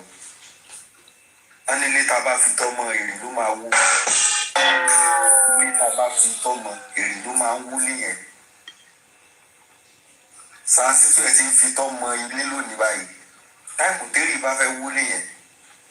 Àfàìmọ̀ ní kẹ́yìn lọ́mọ wà bẹ́ẹ̀ kó mọ̀ wò nípa kó mọ̀ wò ní ilé tí àfàìmọ̀ bẹ́ẹ̀ níbẹ̀ kó máa wó lé yín lérí ni àwọn tẹ́tẹ́ kú sí. Inú ń kà wá lára àwa sì bìlí pé Mohbad máa gba justice yìí ẹ̀yin tẹ́ bá fẹ́ kó sojú yín ní sojú yín àtiwá àti mú ìwà àti ìyàgbó kan kò yà ní sojú yín ibi ni gbogbo àmà wà ìgbìyànjú tó ń gbé látẹ̀yìn wá tọ́lù fi jẹ́ tọ́lù wa pátá fi dòní kò sẹ́dá kankan tí ó pa wá ẹ̀yin tẹ́ ẹ̀ fẹ́ kó sojú yín lọ́lọ́ máa mú kó lọ́nà fún wa ó máa kílẹ̀ ẹ̀yin ni kò tẹ̀lé pé lórí yóò lọ fi yẹn pamọ́ yóò pa irun tìrantìran ni tọ́lá láburú ni lẹ́yìn alábòsí. Bàbá ẹ gbọ́ nǹkan táwọn aṣọ fún ẹ jọ ẹ sì nǹkan tó tọ́ ẹ̀yin gángan ìjòkó ẹrù pé òótọ́ nǹkan àwọn ẹni yìí nǹkan tó kẹ́ ń sọ àtìgbà tí olórí pàtó tó ti ṣe fún mi tìlá kéèsì DNA is a normal case Òdùmọ̀sù ló ṣe rán dandan ẹ̀tọ́ yín lè béèrè fún kóòtù ní wọn ní anything wọn ní option làkàn grant ní nǹkan tẹ̀ béèrè fún lẹ́yìn bá ń gbé tó bá tí irú sàn odidi sàn tó bá táwọn èèyàn bá ń béèrè pé kí ni achievement ẹ níbi case Mohbad tó lọ claim DNA case bẹ̀lẹ̀ tí máa mọ̀ pé this man is a very useless sàn odidi sàn máa lóun wí ní case DNA and for that matter normal case tó yẹ pé tí lọ́ọ̀yà kékeré bá gbé tó bá gbá mú. Mr. Arise kí ni assurance kò win ni ó fẹ́ win yẹn kí ni assurance ṣebí Wùmí ló fẹ́ fi favour náà. nǹkan tó dùn mú sí ṣe òun náà fẹ́ fífọ̀ Wùmí gbà yẹn láti yarí òun náà tó wá fẹ́ fífọ̀ Wùmí we no allow you to do that a lè gbà fẹ́ ọlọ́run kò lè gbà torí pé kéèsì Mohbad yìí Mohbad ti ní ẹ̀yìn wàláì omi kọ́fì bọ́bọ́ yẹn áńgẹ́lì ní lóòótọ́ sẹ́rí aburú táwọn wàhábù yìí ti ṣe sẹ́yìn gbogbo àwọn aláburú tó ti ṣàbúrú pọ̀ látẹ̀yìn tó kó síbi kéèsì Mohbad yìí kéèsì Mohbad ló wá expose gbogbo wọn ló ń tún àṣírí gbogbo wọn. ẹ wo bàbá Fálànà Sam Fálànà kéèsì Mohbad ti bẹ́ẹ̀ni ọba àgbọ̀n ọmọnú ayé sítú náà ti ń lọ gbogbo wa burú wọn tó ti ń gbùgbọ̀ látẹ̀yìn òun náà ni gbogbo náà ń forí kò yìí Ìyábọ̀ Òjó nìyẹn kò lè wá Nàìjíríà wọ́n nílé ọba bọ́ ọmọ ìbọn ọmọ lẹ́rú nílé bàbá àti àwọn tí bá lẹ́rú báyìí tí Mohbad ti sọ Ìyábọ̀ Òjó tó máa ní Nàìjíríà ní fọkànbalẹ̀ lọ́hùn kò lè rí lé wá. kí ni ọmọ yẹn wá káàkiri báyìí. ìlọ́tọ̀ dẹ̀ gbogbo àwọn tó sì kù náà lọ́n tó máa tún wọn láti rí títí àwọn àti ẹni wájú wa ní o ọ̀ǹtí tí wọ́n bá ṣe nǹkan táwọn afẹ́ sọ fún bàbá Mohbad pé ọ̀sẹ̀ mọ́ tó bá sọ yẹn orúkọ ẹ̀ kódà orúkọ ẹ̀ ò ní níyì lójú àgùntàn mọ́ àgùntàn lásánlásán ó máa gbọ́ sétí ó sì máa pò sí. Àṣàánú gbogbo àmà ẹ jẹ́ kẹ́lẹ́ mi sọ̀rọ̀.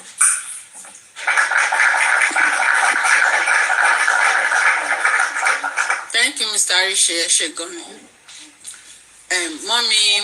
Mọ́mí Júmi. Yà ẹ sọ̀rọ̀ kí Mòró dẹ̀ pé kí Mòró wá sọ̀rọ̀. Ó yẹ sọ̀rọ̀ yín. Nẹ́tíwọ́ọ̀kì ló já mi lẹ́ẹ̀kan. Ẹ̀ka lẹ́ máa wọ mú kí gbogbo ilé pátápátá mú kẹ́yìn bàbá mi o àti kọ̀mẹ́ntà mọ́mí kọ́fí ẹ̀kú iṣẹ́ o lọ́wọ́ àwa pẹ̀lú mọ́mí Yétì mọ́mí Ọ̀yọ́ mọ́mí ìlérí olúwa sẹ́sìmì ìyá mi wúrà ẹ̀ní sunkún àárọ̀ ẹ̀ní sunkún alẹ́ o lágbára ọlọ́run kókó lọ nílò ọlọ́run máa bá mi dá padà fún yín Mr. Arise ẹ ṣé o òró ẹ ṣé o ẹ wò ó mo fẹ́ sọ sí orí ọ̀rọ̀ tí bàbá mi sọ sí ní ìsìnkú ẹ̀rọ gbogbo nǹkan tó sọ yẹn òun náà ni mo fẹ́ kí wọn lẹ́yìn mi lọ́rọ̀ púpọ̀ ju pé tí Sansitu bá ń gbọ́ gbogbo nǹkan tá à ń sọ yìí ká má jẹ́ ká sọ yìí wọn ibi tí wọ́n ṣe dé nínú ká kówó kalẹ̀ ẹlẹ́jẹ̀ẹ́jẹ́ tàbí kí wọ́n aṣọ yìí wọ́n fàyà lórí social media kan wọ́n fọwọ́ mú rẹ̀ tí wọn bá ti wá fẹ́ káṣọ yìí wọ́n fàyà níbi tí wọ́n ṣe dé kán tètè pé bàbá Mohbad fáwọn ò ṣe mọ́ kán pè wọ́n fáwọn ò ṣe mọ́ because bí abiyamọ ṣe wà lọ́kùnrin ló wà lóbìnrin àwọn náà wọn ò gbàdúrà pé nǹkan tó ṣẹlẹ̀ sí bàbá yìí tí wọn ò bá tiẹ̀ ṣàánú ẹ̀ pé ẹni tí ò sí nǹkan kan lọ́wọ́ ẹni tọ́lọ̀ wọn á gbé àwọn èèyàn dìde fún wọn tí wọ́n wá gbowó pọ́blíkì tí wọn ò tún wá fi ṣe nǹkan wọ́n ní yínníyínní kẹ́ni bá lè ṣe ní Sansitu ṣe nǹkan kan o bàbá béèrè lọ́wọ́ bàbá Fálànà nígbà wọn fa ẹpọn bàbá ń bì báyìí kíákíá ni bàbá yẹn ó kárí wọlé ní bí ìgbé tẹ́ ìbá wá fẹ́ káṣọ yìí ni ó fàyà ńjọ́ tẹ̀ tí ń ṣe nọ́sẹ̀nsì yín fún Ìyábọ̀ ìyókù tó kù ní ìsìtẹ́ fẹ́ lò ẹ mọ́ jò wọ́lẹ̀ lórí ṣoṣo nínú kẹ́ kówó lẹ̀ tàbí kẹ́ fi sẹ́lẹ̀ lẹ̀ kẹ́ resign bẹ́ẹ̀ bá bàbá Mohbad ṣe mọ́ ìkànnì ẹ̀ mú fọwọ́ mú bẹ́ẹ̀ because wọn ò lè mọ kówó owó yọ eléyìí kalẹ̀ wọn ní ká bá fowó ra yìí ó máa ń kọ́ni lójú ní kọ́lọ́ ọmọ jù kọ́ wa tàbíwó kí ló dé ẹ̀ ṣe nǹkan kan níbi òkú ọmọ 26 years sẹ́yìn náà jẹ́ gbàdúrà rẹ̀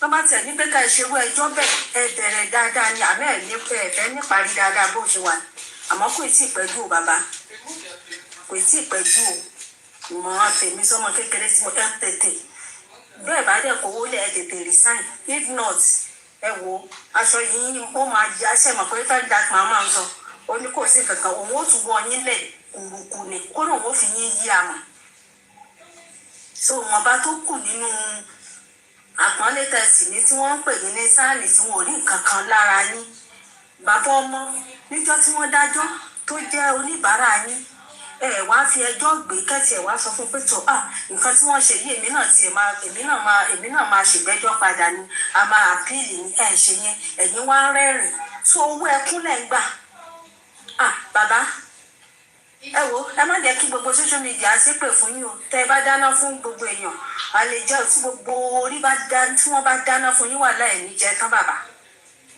ẹ̀ní jẹ tán sóòkà lè tètè ya mọ nǹkan tá ẹ ṣe bàbá yẹn ń sunkún ẹ̀yin sì fi ń rẹ́rìn níta ẹ rí pé kà níyìn kí lẹ wá gbowó lọ́wọ́ ẹ̀ fún nígbà tẹ́ mọ̀ pé ẹ̀yin ṣàánú rẹ̀ kí lẹ gbowó lọ́wọ́ rẹ̀ fún tí ò bá sówó bẹ́ẹ̀ ni wọ́n nítorí tẹ̀sí mọ̀ pé bàbá yóò lóhùn kankan lọ́wọ́ náà ni ẹ máa wò bí ó ṣe ṣẹjọ́ ọlọ́run wá gbé ìyanu rẹ̀ dìde ó gbé àwọn aláàánú ó gbé àwọn òjíṣẹ́ ńlá àwọn òjíṣẹ́ ó gbé ti bàbá ẹ̀ ojú wa ti gbogbo yín wọ́n tún rówó fi ṣẹjọ́ ẹ tún wá gbowó torí tí ò bá ṣe pé mímọ̀ràn yín ni pé ká máa gbowó lọ́wọ́ pọ́blíkì kẹ́ mọ́ ṣe nǹkan kan nígbà tí mo bá rówó san fún bàbá ẹ̀ mọ́ ṣe bó bá tán kí ni ìtumọ̀ 5 million tẹ́ gbà ní ìsìtẹ́ ẹ̀dá sápò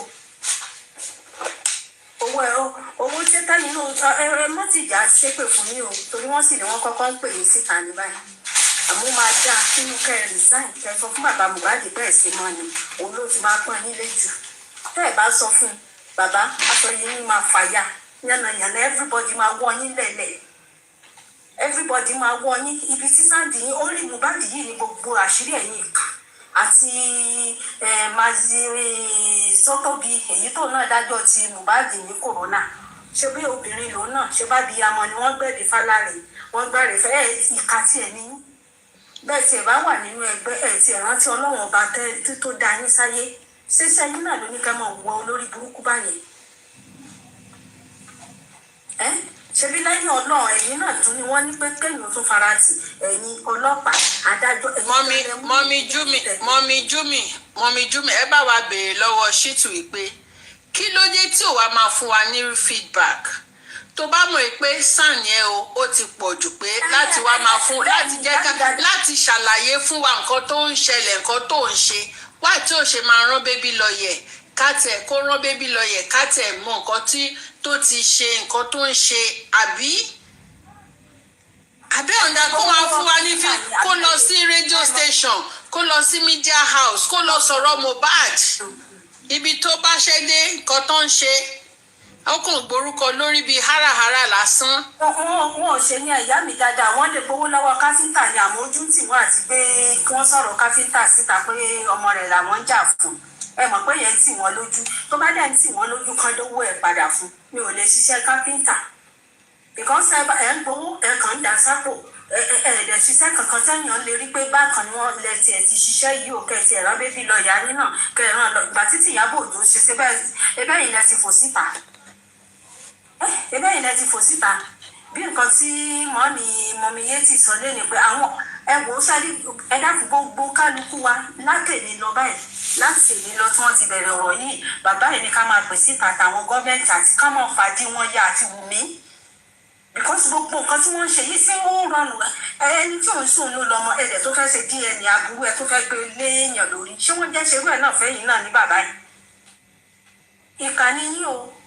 ìkànnì yín o ẹ bẹ̀rù Ọlọ́run ò tó lẹ́yìn náà bímọ ọkùnrin bímọ obìnrin o tẹ bá mọ̀ pé ṣe káfíńtà lè ṣe mọ́ wọ́n tì yín lójú ẹ̀ fẹ́ kí wọ́n mọ̀ yín mọ́ káfíńtà ẹ kówó káfíńtà lé lọ́wọ́ kówó ẹlòmíì tí ó máa bá a ṣiṣẹ́ kì í ṣe túláàsì àmọ́ tẹ̀ bá ṣe bẹ́ẹ̀ ẹ wo aṣọ yìí yín máa fàya gbogbo wọn ti sọ iye àwọn tẹ máa sùn tẹ máa competition sí wọn pọ̀ owó dídì ìlú lẹ máa ṣe o kẹ lè tètè lọ wá báírò tẹ máa fi competition yín tẹ ti gbọ́ ẹ̀yin ìka burúkú yìí àkílódé ojú òtì yín ni ẹ̀dẹ̀ wá ń kórí bọnú ẹ̀ wá ń gbowó ẹ̀ wá ń ṣe gbogbo ẹ̀ wá ń mú bàbá yìí àwọn èèyàn ń bú bàbá yìí náà tí wọ́n àwọn apá kan bú wọn ní bàbá yìí ò ṣe nǹkan kan kò ṣe nǹkan kan kí ló tún fẹ́ ṣe ẹnu rẹ̀ ò tó jọba ó tún wá gbà yín náà pé kẹ́tún sáré òun pé ẹ̀yin tẹ́ tún dé adájọ́ àbí lọ́ọ̀yà là ń pè ẹ̀yin náà lẹ tún wá ń ṣèkà fún Mohbad máa wọ́ gbogbo yín gbogbo àṣírí ẹ̀ ní olórí burúkú tẹ̀ ń ṣèkà fún ọmọ yìí tẹ̀fẹ́ kó rí justice àṣírí yín ò ní bọ́ àfi tẹ́yìn náà bá bímọ lókun lẹ̀ nígbà pẹ̀lú nǹkan tẹ̀ ń ṣe lágbára Ọlọ́run ẹ ṣe mo dúró báyìí náà láàmì ẹ ṣe o mo kí gbogbo lé o. ẹ ṣe gan ni thank you so much Mommy Jumi ẹ ṣe. Monroe, good evening. Good evening, ma. Good evening. Good evening to all the amazing panelists, my mommies and daddies. Good evening, ma. Good evening, sir. Good evening, commenters. And yeah, good evening. I have so much reservations about Sanshitu, but it's so hard to hear your opinion when a lot is going on at the same time. But the first red flag for me was the fact that the other Sanfalana said there would be no media allowed in the at the inquest. I mean, you understand, you should have opposed that because part of the reason why all these things you mentioned earlier, Ma, about the omission of some testimonies in the CTC was because there was no media coverage. Part of it was because obviously if there was media coverage of the coroner inquest, a lot of things that were omitted would actually be either on the newspaper, on the news, on TV, everything, it would be out there. So it would be difficult for them to omit such important statements in the testimonies of the driver, of the nurse, and all of them. So, yeah, I thought it was meant to go there and say, no, this is what I want. I want everyone to see what is going on. This Mohbad was a celebrity when he died, so everything should be out there. I thought Sanshitu was going to fight that, but no, too. He said that 3 things has actually been established, and if you listen to that part, you'd obviously know that he had no in-depth knowledge about the CTC. Obviously, the CTC of Bømb, the CTC of Virginia, the CTC of every single person that had been called to the inquest prior to when he took the job. He had no knowledge of everything in the CTC. The briefing was not so clear, in my opinion, because he came out from the court and said 3 things had been established. We heard his friend he had a fight. The nurse ejected him. Obviously, you would know the direction of where he was actually going. That at the end of the day, he believed that the nurse died Mohbad. Another red flag for me was when they finished the inquest and, his relation with the other lawyer. I mean, Baba said that was part of the reason why he actually said, no, I'm not going to work with Ojumosu anymore. He was actually laughing with my enemy. Sanshitu did the same, and even worse. And talk about DNA is a topic very sensitive and important to him. He went there and was like, oh, yeah, we're ready. And you are fighting and appealing for Naira Marley, Samalari, for them to be called back to the inquest and all of that. But you are not talking about how to, appeal what happened in the inquest. You're not appealing what happened in the inquest. You're not appealing that, no, this inquest, no, I'm not going to take this. No, the driver said this. The nurse said, no, I'm not going to take that. The magistrate, listen, you need to come to the public and carry us along. Let the whole world know all the things that they're doing wrong. Come out and call Baba. We need to call a meeting, like a public, what's that thing called again? Like a conference. Yeah, let's call it a conference. Let's expose all these irregularities in the inquest. None of that. You were not giving the case any exposure at all. There was 0 exposure. And this man that died was a celebrity. 0 exposure. Nothing at all to tell the whole world that no, all these things that they're doing in the inquest is not, acceptable. I'm not accepting this. I'm not taking this. We need to call Wummi back. The driver said this. The driver said that. We need to call this, that. We need to call that. You just agreed with everything that was done in the inquest, and you were saying, oh, let's call back Naira Marley and Samalari that were not in the house. focused on the people that were not in the house. Also, when what's his name again? VDM. When VDM released the text messages from the group chat, this Sam didn't find it, right to come to the public and say, look, the inquest finished today, so, and these are all the things that we found out in this WhatsApp group, and we need to do this, we need to do that. Come out to tell the public that you are not in support of this, group chat. Not unless your name is one of the lawyers that were mentioned, but no. Yabo Ojo was there, no press conference, no nothing in regards to this case. You're not putting that, case into the face of the public for them to be able to understand that, no, these are the things that we need to point out to the government that they're not doing right. It's as if you don't care. I mean, as a father, you need to understand that justice for Mohbad is not just about Mohbad, but about the youth of Nigeria. Sanshitu don't really have that passion for justice for Mohbad. And I'm sorry to say, it's like it can't be bothered. I stated, it cannot be bothered. You have no passion whatsoever.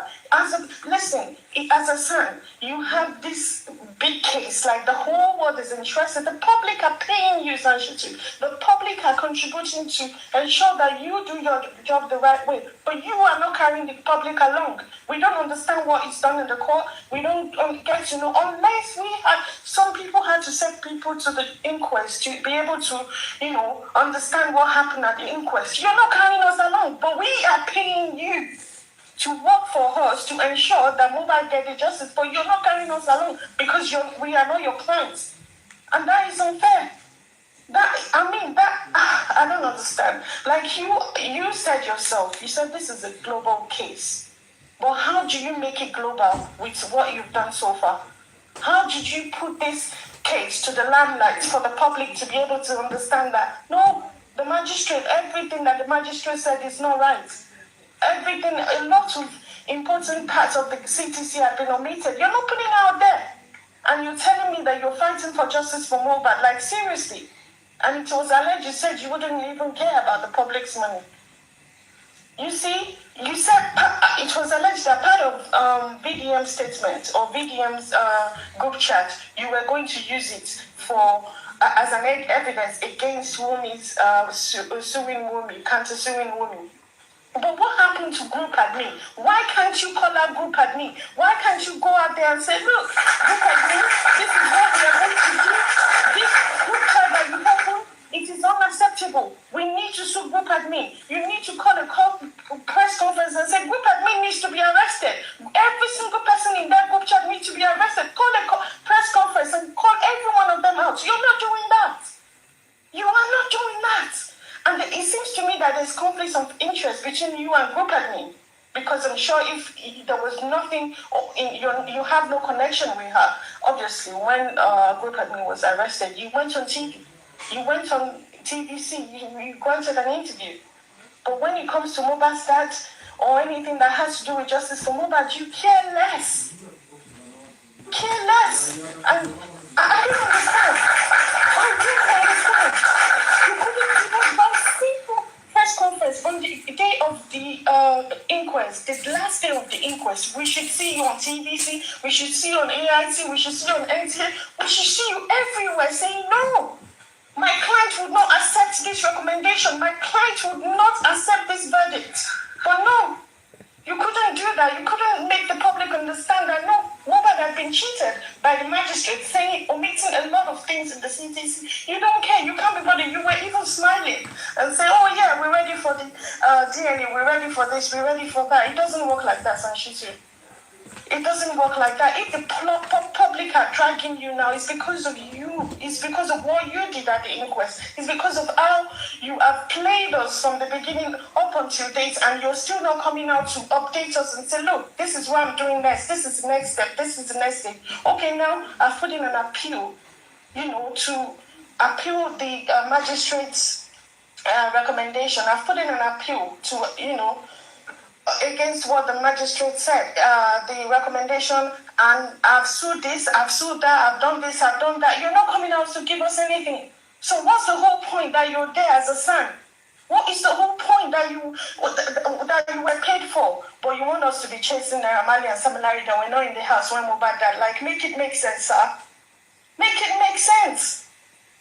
Want us to be chasing clouds with the people that were not in the house, but you forgot completely about the people that were actually in the house the day Mohbad died. Like, make it make sense, sir.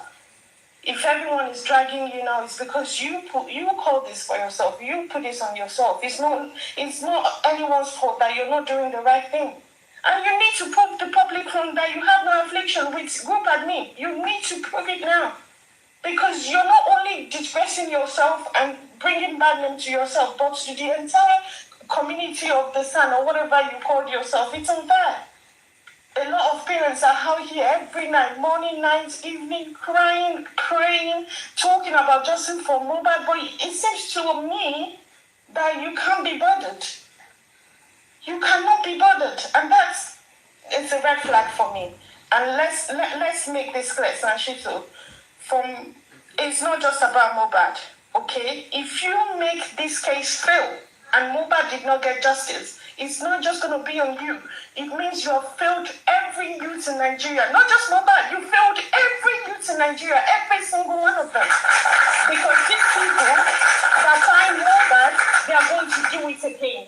They are going to do it again and again and again. And people like you will let them get away with it. Thank you.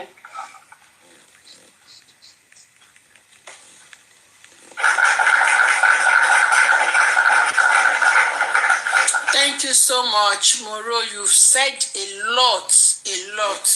Thank you so much. Honestly, you've said a lot. Sanshito is always looking for Baba Mohbad's downfall. That is just the truth. And that is the plain truth. The downfall of Baba Mohbad is what that man is always looking for. Protecting Wummi. Who are you protecting, Sanshito? Who are you protecting? You are working in favor of another client, working against your own client. Sanshito, why are you doing this? Sanshito, don't you have conscience? Don't you have conscience? You were supposed, truly, according to what Moro said, she said, when the magistrate gave the verdict on the last day of the coroner inquest, Sanshito was supposed to go to the media house to go and talk about it, to go and condemn it. In fact, if he has done that day, he would have won so many people's hearts that truly this man is for justice. Omilokan pojo kalo. But now, to him right now, the way we are seeing it, Omi opojo kalo for Sanshito. It's only that Sanshito does not want to do he does not want to do anything, does not want to fight for this case. He's fighting against his client's wish. The other time you want Baba Mohbad to be convinced that truly you are working for him. You deceived that man. You wrote an email to them at Abuja that they should invite Baba Mohbad. Invite Baba Mohbad for what? Invite him for what? Now that you invited Baba Mohbad went there. So up to today, what was the achievement of that invitation? What has Sanshito achieved for that fake invitation? What was his achievement? It wasn't that they invited Baba Mohbad to provide solution to him, to do the thorough investigation they promised Baba Mohbad. Because when they called Baba Mohbad and Baba Mohbad went there, the only thing they said was, what do you now want? Okay, justice, okay, we are coming, we are going to do thorough investigation, we are coming to Lagos. They pushed that man away. We are coming to Lagos this week. They pushed him away. And what Sanshitu did was just to do camouflage as if he was doing something. Okay, let us look at it from this angle. Just let us sit down and, and check what this man has done. Has he done anything that has edge? Has he achieved anything with what he is doing? Is there any achievement? You call Naira Marley Sam Larry. You sued DPP. What was your achievement suing DPP? At the end of the day, the case was thrown out of the courts. What was your anything that this man has done? Please, we want to see the achievement. We want to count on your achievement. We want to count on it. We want the benefit of your good job. Well, what is the benefit? How do we count it? What have you done that you have been that we can count as benefit of your work in this justice for Mohbad? We cannot count anything. Nothing to show for it. He will just be as if he's working. At the end of the day, nothing to show for it. So is that an achievement? Baba Mohbad, you just have to think deeply. You have to think deeply. Look at the Corona inquest. Look at the CTC. Almost every tangible statement that we have had that they confessed in Corona inquest was, every of those things were omitted out of that CTC. Everything were omitted. I listened to one of Wummi's supporters this morning, and that one was saying that go and read the CTC. The driver said they called him on Wednesday, that it was not on Tuesday. That they called him the second day, and the second day was Wednesday. We should go and read the CTC. It is inside the CTC.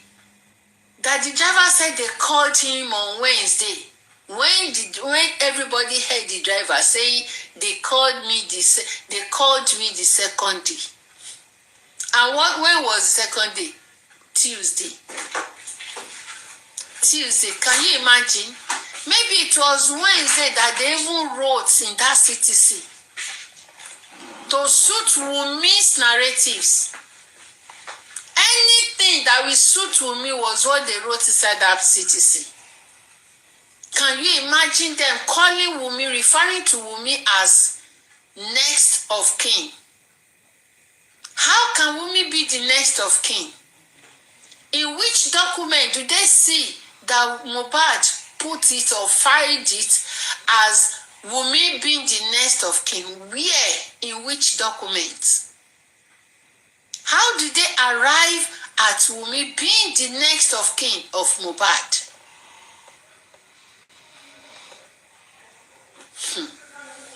And this man saw this, he saw all this. He could not argue it out.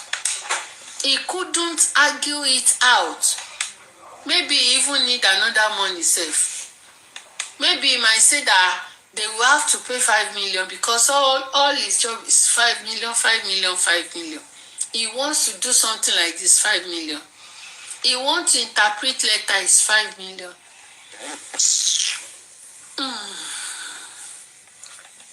Vengeance, good evening. Thank you so much, ma'am. Thank you so much.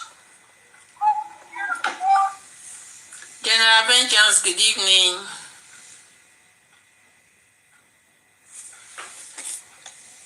Please, can you hear me? General Vengeance. Okay, maybe someone else can talk. Sexy, are you there? General Vengeance. Good evening. Yo, Tisoro. Yo. Where yo Tisu? Yo Tili. Yo Simbe. Yo Simbe. mo ti mọ̀ pé ìyá yóò sí bẹ́ẹ̀. Ẹ kúrò yẹn mà, ẹ sọ̀rọ̀. Yes ma. Bàbá yìí ó yẹ pé ikùn yín nìkan lè máa both of you in Nigeria ikùn yín nìkan lè kéèkì iṣẹ́ yìí kéèkì yìí all over the world as you said you said people are watching all over the world kéèkì ìdúró kéèkì kéèkì ti burúkọ ó yẹ pé ènìyàn bá yẹ pé ikùn yín nìkan bàbá ikùn don't care about your name you care about your belly ikùn yín lẹ kẹ́ ikùn yín tó ń jẹ máa wò kí kí ẹ̀ka ikùn yín rárá. Of course, the moment they do that because they are government lawyer. They are not going to know anything. Don't go back for you, my friend.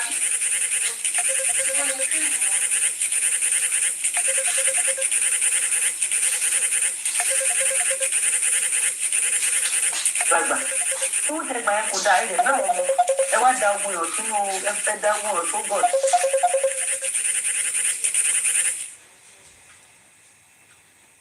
We know destination right now. Gbogbo nǹkan tó ní kẹ́ ṣe gbogbo nǹkan tẹ lẹ́nu fún tẹ̀ sọ máa didn't do anything. Ẹ̀yin láti kẹ́ ṣe nǹkan oúnjẹ pàwọn èèyàn dúró máa ní problem orúkọ àti oúnjẹ tẹ máa jẹ owó tẹ máa gbà tẹ máa ná tán ń wo your name orúkọ yín àwọn jẹ́ bíi tèmi tá kí ni orúkọ mi máa lọ pẹ́pẹ́pẹ́pẹ́ àwọn máa níyàn àwọn orúkọ yìí ẹni tó ṣe kéèké bẹ́ẹ̀ ni ó fi tọ́jú gọ́ọ̀mẹ̀ntì lójú. Ṣe yẹn ẹ wá gbowó lówó ẹ̀dẹ̀ mọ́ bẹ́ẹ̀ ṣiṣẹ́ ìkànnì ò dáde ìkànnì àgbàlagbà ó ṣe ẹ wá owó tó tẹ̀lé sí ọgbẹ́ síbẹ̀ ẹ wá ṣe bí ẹ tí ò lè jẹ kọkọ sọ níwà ẹ ti gba millions of naira ìkànnì o kọ́ńtù mọ́ àwọn èèyàn dúdú ojú tàtẹ̀ máa torúkọ wa ṣe kásẹ̀ ṣe kókó nìyẹn báyìí ló ṣe báyìí wọ́n ní San Shitu ló ṣe báyìí ló dúró kéèsì mo báyìí jẹ ó bá wọn gọ́ọ̀mẹ̀ntì dá irọ́ ni gbogbo tẹ̀lé mọ́ní ní gbogbo ó tọ́ fún yín dọ́gbẹ́ ti ẹ̀bẹ́sọ̀ ẹ̀dínwó ẹ̀jẹ̀ breast ṣé mo pẹ́ ìṣe wá ìkẹ́kẹ́kẹ́ ẹ wá fi ohun èlò sí wọ̀ ẹ wá da ogun yàn with nothing we are back to zero it's not good ẹ máa wo orúkọ yín Nàìjíríà ó ti mọ̀ wá ẹ̀yin ẹ̀ ń bá mi jẹ ẹ gbádùn owó yẹn bàbá ẹ ń bá mi jẹ ní kò dáa tẹ̀lé ọmọ tẹ̀ máa ọmọ yín tó máa gbọ́ tó máa gbọ̀ ẹ kàn ń ba Nàìjíríà jẹ because it's lawless nobody will question you guys nobody will ask you. What happened to them? Because what I say, you know, continue all in. I go low, you know, pay, she wants to go. But because the country is now, no, we don't government, the same government lawyer, we don't cut the law. I mean, why tell about small lawyer can go for me, could be lawyer, I think you don't share for Guinea, don't share for very dark man, but to talk on the government if gidigidi gbogbo wọn ní tọ́ba tí nísìnyí ọ̀fẹ́sọ̀ kìámù náà gba ẹ̀ lọ pàtó máa mẹ́kọ̀ọ́ orúkọ ó bá gọ́ọ̀mẹ̀ntì ó bá wọn kù tẹ́ pé wọ́n lọ́ fi fún ní minister for aviation àwọn akọ̀wé tọ́ba tí pé àwọn tó ní ẹnu bẹ́ẹ̀ máa gba gbogbo wọn bọ̀ tà fún ọ̀tà ó mẹ́kọ̀ọ́ orúkọ to the top fún àwọn lọ́ọ̀yà yẹn ó bá gọ́ọ̀mẹ̀ntì dání o ìyẹn lẹ̀ bá lọ ẹ bá má gba bàbá yà ń lè ti yó ẹ wo bó ṣe ń wò ìkànnì o ẹ wá ń wò bí kinní. You can need that it's not nice. You can't do that. Because people, they have their money, they put it together, they put all the money together to find the results. What do we need? We want to know what happened to this innocent boy. What happened to him? Why?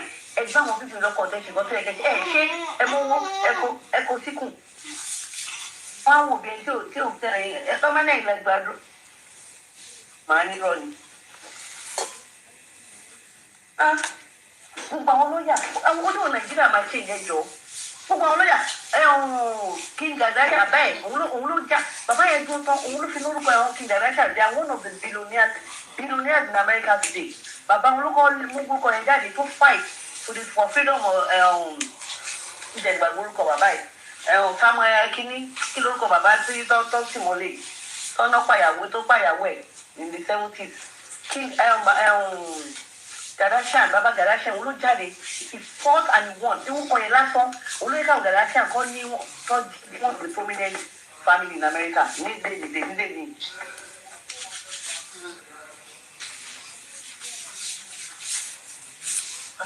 Eshima, on buttermilk, Eshima, God bless you, man. Oga, Abasan, buttermilk, you have a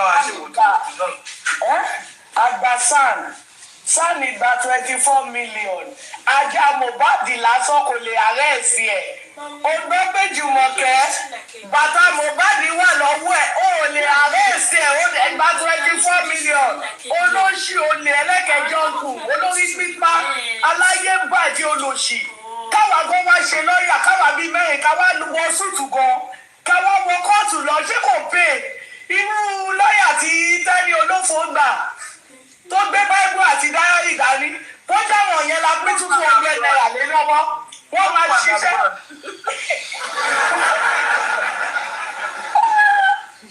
Wọ́n máa ṣiṣẹ́ débi sáré lẹ́yìn lọ lórí burúkú olóṣì oníṣùtù wèrè ti gbáyọ̀ kí sí sùtù aláyé bàjẹ́ olóṣì àtijọ́ tó ti jáde tí mo ti rí kùgbàdùn mo ti ní ṣẹ́ sàmì táwa gbàrè owó lélẹ̀ ìwájẹ olóṣì aláyé bàjẹ́ boyfriend Ìyábọ̀ Òjó ẹ̀ níjọ́ kúre olóṣì ó gbé wá gógó Mohbad lájá méjì o mọbi tó wọlé sí Mohbad kú sínú ilé òrí wọn arrest Naira Marley ṣàlọ́ ọ̀rọ̀jú mọ́ ló fẹ́ mú mọ́ lórí burúkú olóṣì boyfriend Ìyábọ̀ Òjó kí lè fi yàtọ̀ síra yín olóṣì abímọ máa wò àwọn máa ṣẹ̀kẹ́ gbìngbìn ṣẹ̀kẹ́ pàǹpà ṣẹ̀kẹ́ bí ọ̀dẹ̀ máa sọ òyìnbó òṣì 37 years in service àwọn aláṣẹṣẹ ń kú ẹ̀ nǹkan tó máa ṣe àwọn àtàtì ẹ̀sùnmọ́ náà tá àsùnmọ́ sàlọ́ òní kú re sórí 24 million tó gbà yẹn ó máa pọ̀ látàlẹ́ ìlọ ó lè jẹ́ 4 days kó tó kówó wálẹ̀ wà láì then 5 million tó ṣẹ̀ṣẹ̀ gbà ìwọ má wọrí má bá wa sùn DSS mọ́ sùn DSS mọ́ àwọn Naira Marley ò sí lẹ́tà tí Mohbad kú sórí 5 million yẹn wàá kọ́kọ́ dá padà àṣẹ̀ṣẹ̀ wàá máa sọ̀rọ̀ lórí owó tó kù olóṣì oníparí ẹ̀ṣẹ̀ aláyé ń bàjẹ́ ó máa gbọ̀n ní owó ẹ̀ máa gbọ̀n olóṣì olórí burúkú àṣepárí ibi parí wèrè olóṣì ẹ̀ẹ́dí tí EFCC kọ́ rọra gbé Ìyábọ̀ Òjó wọn dìde yẹn o wèrè ti sáré lọ National TV tó lọ́yà bẹ́ẹ̀ yẹn lóòrùn mọ́bí tájà Mohbad wà lóòrí kámbàsì Mohbad gbà lọ́wọ́ Jùmọ̀kẹ́ tó wọ kámbàsì lọ Amẹ́ríkà mo mọ̀ pé wèrè Kàrímù Àtọ́lé yẹn ó máa ti kó kámbàsì yẹn fọ́kọ ẹ̀ àbí ìyọkọ ẹ̀ kọ́ máa wọ̀ lọ́lọ́sì lọ́yọ̀ òṣì ta náwó lé lórí ẹ̀ ó 24 million nothing to achieve mosquito lé Mohbad ó rí pa cockroach ó rí pa ìkọ́kọ́ ó rí pa kó tiẹ̀ wá jágá lórí mú kó wá sọ fún wa pé sí I tried my best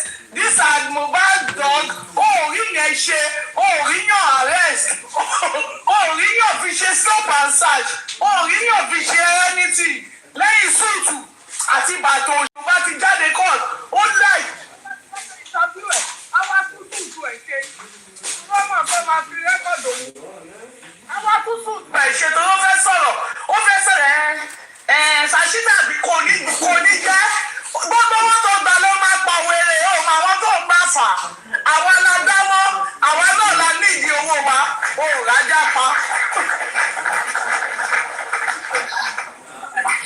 Òòrùn ajápa, òòrùn ẹ̀ṣìgùn, alelele owó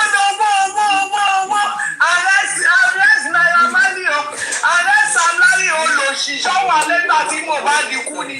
Wùmí ló pa Mohbad, Wùmí la ní o bá wa gbé láti kádùrú owó yẹn fún ẹ olòṣì. Tẹ́giyẹ́, tajá, òòrí kankan àrẹ́sì kó tiẹ̀ wá mú wọn láàárọ̀ kan tí wọ́n lẹ̀ lọ́sọ̀ọ́. Sexy me ìjà Ìyábọ̀ Òjó ló ń gbé ó fẹ́ gbẹ̀san Ìyábọ̀ Òjó lára Naira Marley. lára wa bẹ́ẹ̀ ni mà nǹkan tó ṣe ẹni tí ò rí ajá Mohbad mú tí ò rí ìkọ̀kọ̀ mosquito lásán gan kò mú jáde rí pélé Mohbad lòun ti pa ilé nǹkan tó mú rí ṣe rè kò rí ìkọ̀kọ̀ ṣe òun kàn ń gbowó lọ ní rí fọ́tí fresh ni.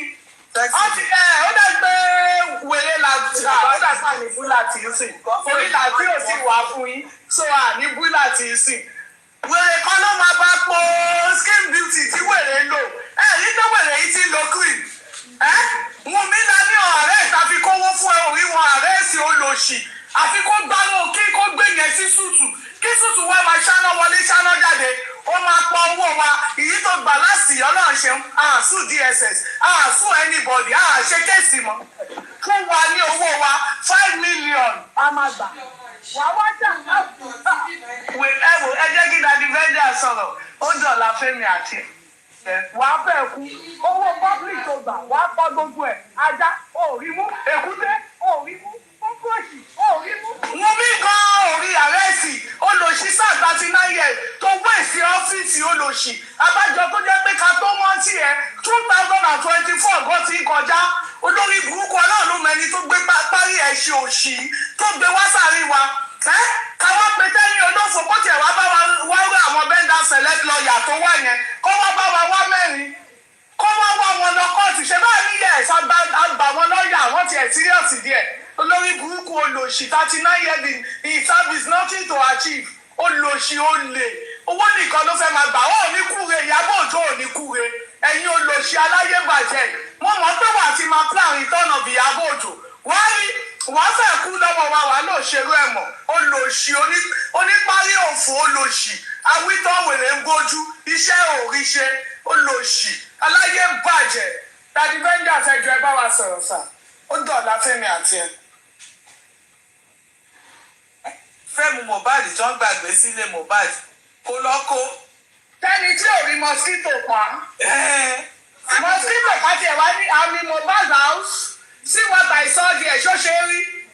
ẹni tí ò mọ ibi tí ajá Mohbad wà Jùmọ̀kẹ́ ló kó kábọ̀sì Mohbad kò rí yẹn kò tí ẹ̀rí kankan sọ nínú ayé Mohbad òun kàn ń gbowó lọ ní kakọ̀ máa dáwó fún wèrè ẹ̀ lọ ó kàn ń gbowó lọ ní olòṣì awáwí tó wá lọ email àwọn ọ̀tá àwọn olórí burúkú indọ́sí tó jẹ́ pé 10,000 5,000 lọ́kọ́lẹ̀ ìlú J4M àwọn ló lọ email olórí burúkú ò sọ fún wa tẹ́lẹ̀ pé Ìyábọ̀ Òjó ló bá ṣiṣẹ́ gbogbo owó yẹn ló máa pọ̀ ayé ẹ̀ máa bàjẹ́ sí wa lọ́wọ́ ni ó lè ṣe 4 days olóṣì mo láti rí sànù wèrè ẹ wo bó ṣe ń wò sànù tí ò lọ́rùn la lọ gbà ṣé kì í ṣoúnjẹ lélẹ̀ wá jẹ́ ìlú J4M sànù tí ò rọrùn gbé tí ò rọrùn yìí òun la lọ gbà.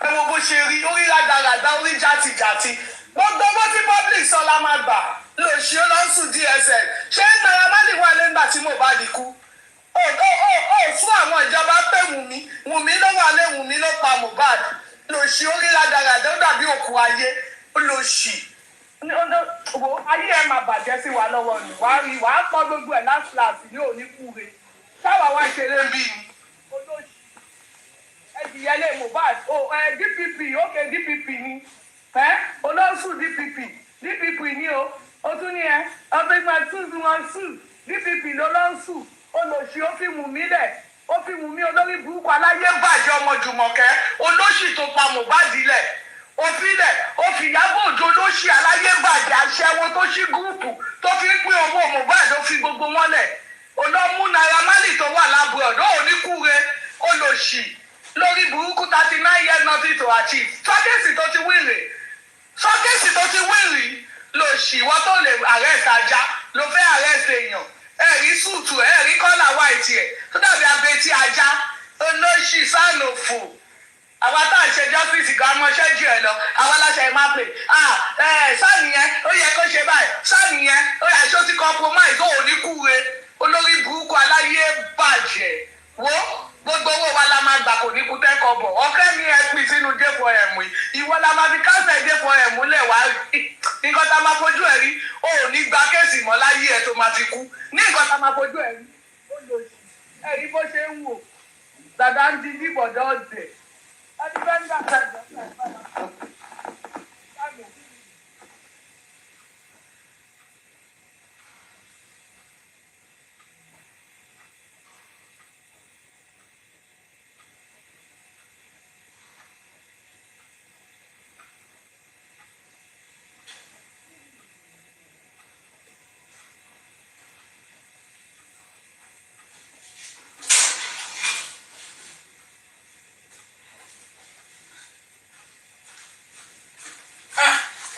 ṣẹlẹ̀. kí ẹyọ wà bẹ́ẹ̀ àbí ewúrà bùnmi láì pé Mr. Ventus wọ́n pè. kí ló ń ṣẹlẹ̀ kí ló happen Nobody is talking. wọ́n ti parí submission nìyẹn. Okay, nobody is talking right now. Shitu, ìwọ wá sínú J4M, ó wá gbèjà Ìyábọ̀ Òjó, tiẹ̀ máa ta. Kí ni mo sọ? Tiẹ̀ ó ṣetán àti ta. Ó wá sínú J4M láti wá gbèjà Ìyábọ̀ Òjó. Ó dẹ̀ jámọ̀ látijọ́ pé Ìyábọ̀ Òjó ló wá gbèjà. Shitu, ẹ wojú ẹ̀. Àfi bí ìgbà tí eku bá ẹ̀ṣẹ̀ bímọ, àfi bójú ọmọ eku. Ẹ wojú ẹ̀. Àfi bójú premature. Wàá fẹ́ kú. Kí ni mo sọ fún ẹ? Wàá fẹ́ kú. Ó wá sínú J4M wá gbèjà Ìyábọ̀ Òjó. Ṣé nǹkan tá ń sanwó fún ẹ nìyẹn? Ṣé tìtorí Ìyábọ̀ Òjó la ṣe ń sanwó fún ẹ? Shitu, ẹ̀mí ẹ̀ ò lè gbé. Mú sọ fún ẹ pé mo ní preamble là ń ṣe fún ẹ. By the time tá bá máa wá fúlì fún ẹ, wàá sun ẹkún kíkorò. Mi àti drag ẹ ní the other time tó fi ń ké tó ní òwe fọ́tò ẹ o, wọ́n gbé kiri gbogbo gbàtà dẹ̀ ń praise ẹ tá rò pé yàn yẹn tá mọ̀ pé ẹranko ni ẹ. Gbogbo gbàtà fi ń praise ẹ tí mò ń gbé fọ́tò ẹ, tí màá play orin gidi, tí màá celebrate ẹ, tí mo rò pé àwùjọ èèyàn ló wà láìmọ̀ pé àwùjọ àwọn animal farm ló wà. Mi mọ̀ pé inú animal farm ibẹ̀ ló ti ń ṣararìndí. Mi mọ̀ èèyàn mo pè ẹ́ mi mọ̀ pé inú animal farm ibẹ̀ ló wà. Wo by the time tá bá máa wá fún ẹ fúlì, mo sọ fún ẹ wàá kọ sùn àtàyà ẹ hàn pé mi ò gbóyìnbó lọ. Gbogbo òyìnbó tó bá kọ síbẹ̀ kò sí ètò kàn mí. Ó ti yẹ mi ò gbóyìnbó lọ. Wàá fi ẹnu fẹ́ra bí abẹ̀bẹ̀. A máa dì pẹ̀lú ẹ, a máa fi ẹnu ya kóòtù ọrùn ẹ̀yẹn a máa fẹnu ya dànù. Ìwọ wá gba 25 million lọ́wọ́ wa. Òfin dìfẹ́ǹdì Ìyábọ̀ Òjó.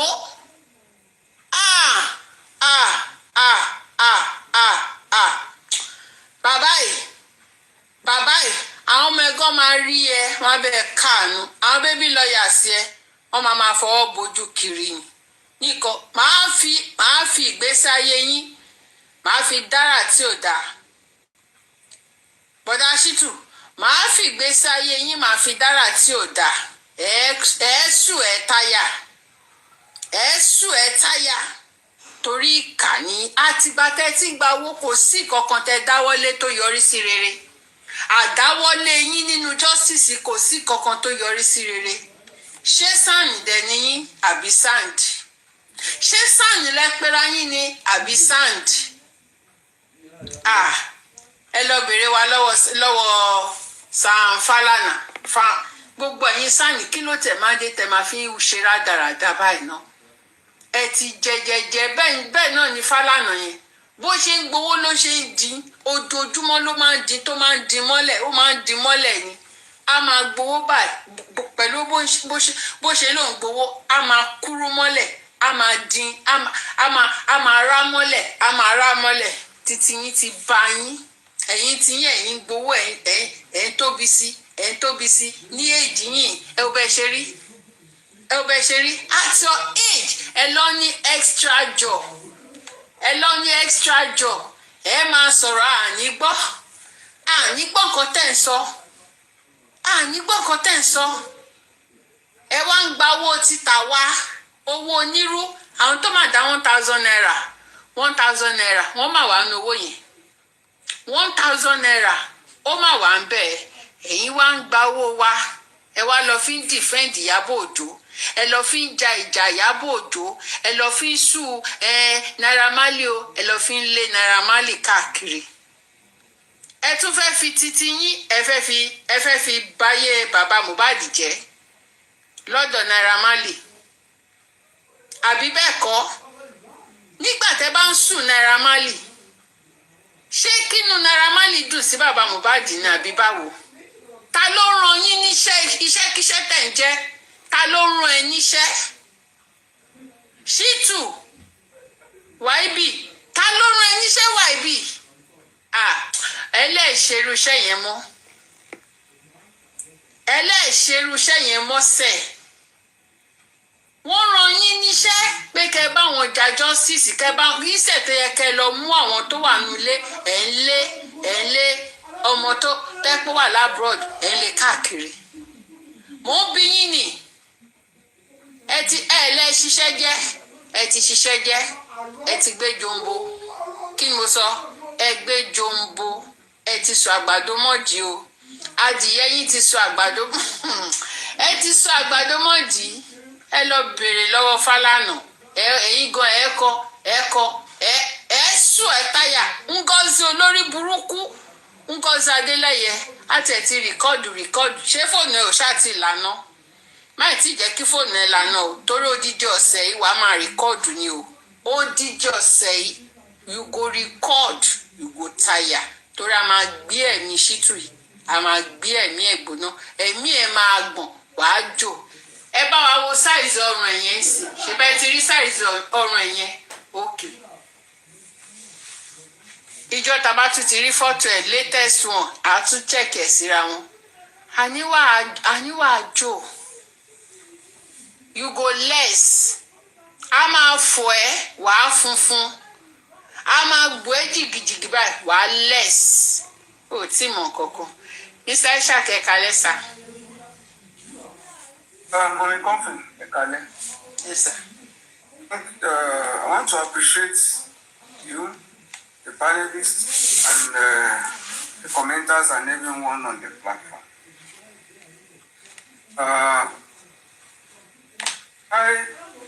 Some of us are pushing for way out of the wood. Thank you Some very of much. us are Mr. Ishaq bá ti sọ̀rọ̀ kí sí wọn lọ sí.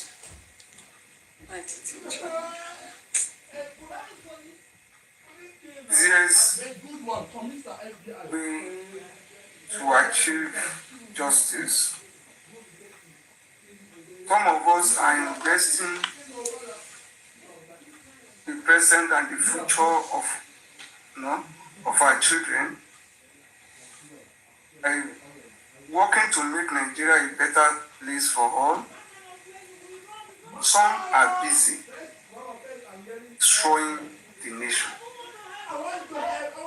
And they cut across.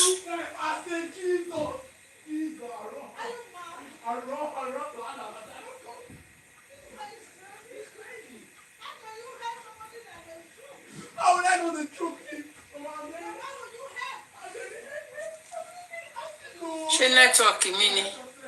Nẹ́tíwọ̀kì mi ni o. It is my network. Tó bá ti ń sọ̀rọ̀ tó wà important ní nẹ́tíwọ̀kì wèrè máa ń ṣorí kórìntì.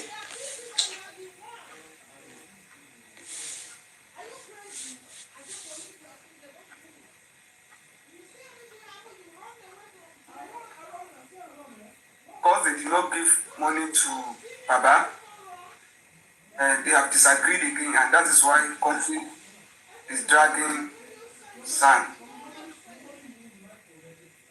And he said that you now see how Ishaq will come and defend Sanshitu again. Same.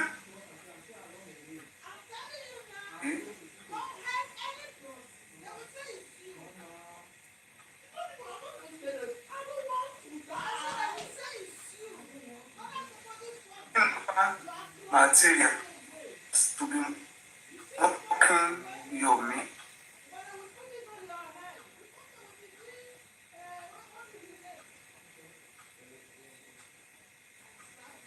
Therefore,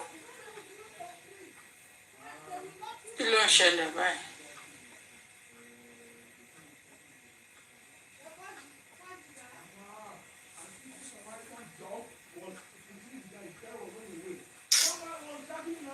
Ṣé nẹ́tíwọ̀kì mi nàbí ti Mr. Ishaq dà pé títí wọn ni o? press one today. Nẹ́tíwọ̀kì o. Kí ló ń ṣẹlẹ̀? network mi ni àbí ti Mr. Ishaq.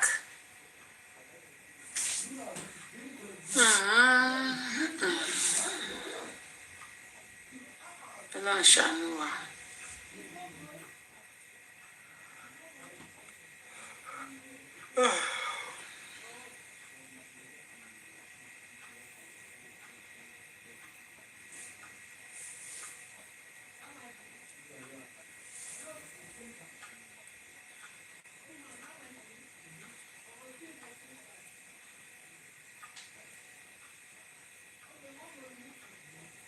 Tagging anyone.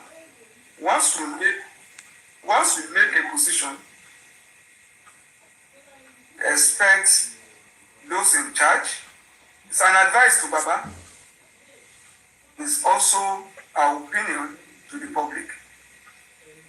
Those that are in charge are in better position to action whatever they think is necessary.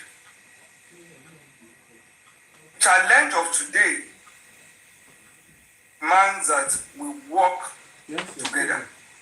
I mean, those who believe in justice for Mohbad, who believe that Aloba, the leader of this movement. When I say leader, I mean a symbol.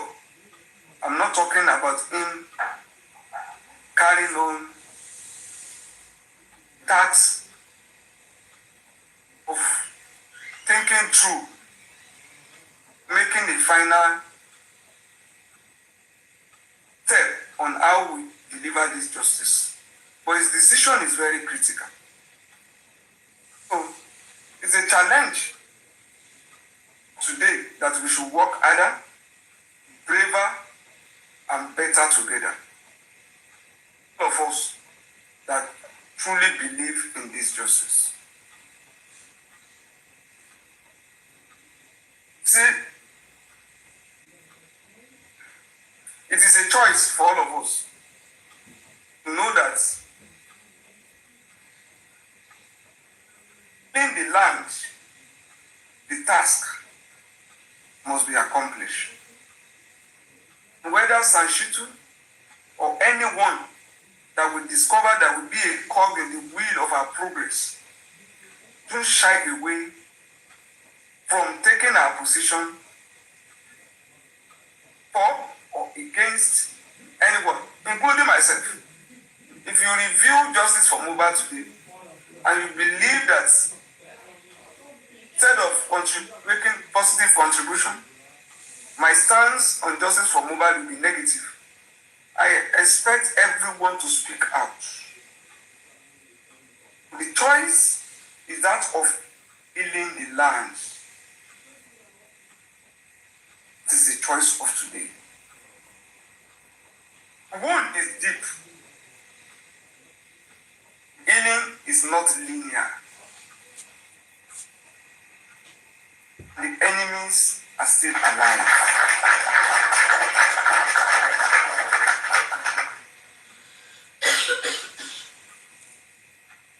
It's true, we cannot dictate or force reactionaries into silence. Many of you, just like Mommy Comfy, will react in so many ways. Someone can say, oh, we should have made it more refined.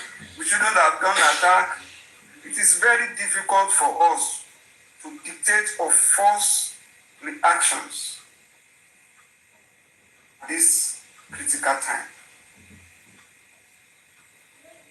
Unity carry color. Destruction is massive.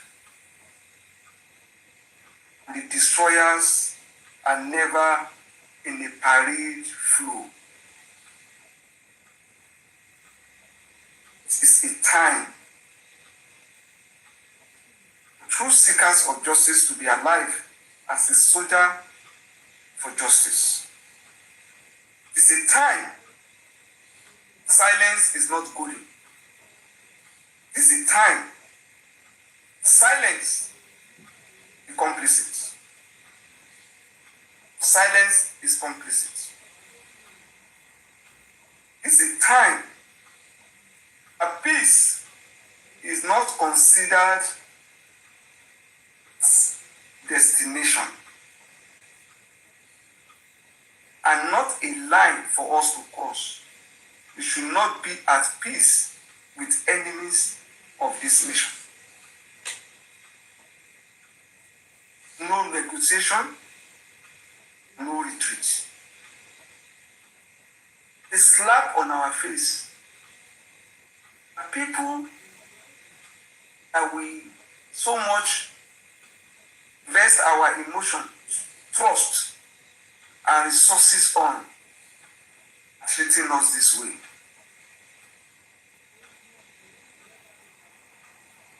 Banning ọ̀rọ̀ mi níkún àgbà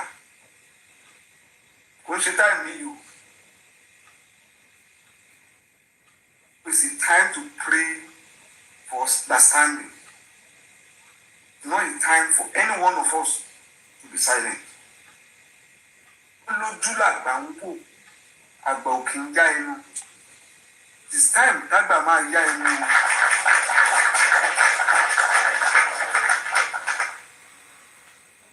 The time kí àgbà yá ẹnu. The time for a responsible father to swallow their voices. Times people will say, Àgbà ẹ dákẹ́, it symbolizes wisdom. It is not this time. It's not the time for any responsible man to swallow their voices. For any responsible man to swallow his voice so that he can be recognized as being wise. I appeal to you all, do a personal self-assessment. A ṣe bẹ̀rẹ̀ lánàá kọ́ la rí lẹ́nu. The battle ahead, a lè rò pé a ti fẹ́ débẹ̀ tán, will not be as it was in the past. It's a battle between bread and dignity. One anti conscience one. And what they are doing to one go round.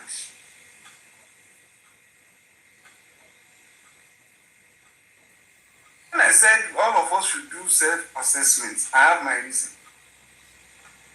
Because it is me before you. And it is me and you before us.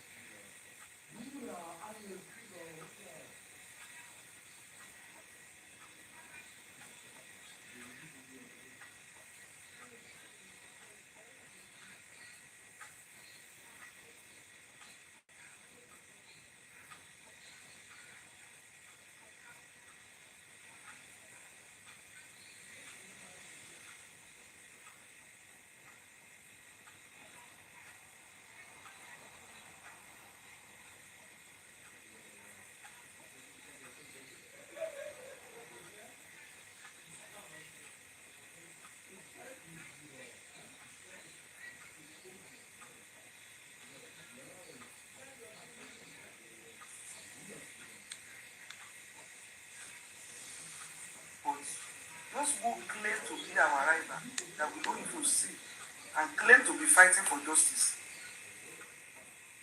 are always ready to celebrate the downfall of even their so-called friends. Stand for dignity, not bread. I will measure my own strength. That whole world can see where I stand on every matter.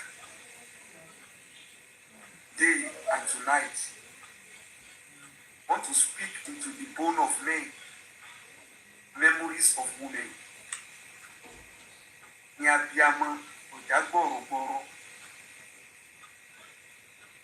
This struggle has no destination.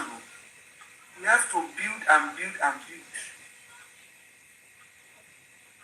We have to build our homes from rooms and rumbles. But getting justice is not even going to be the destination. It's not going to be. Arrest your me, one of petition.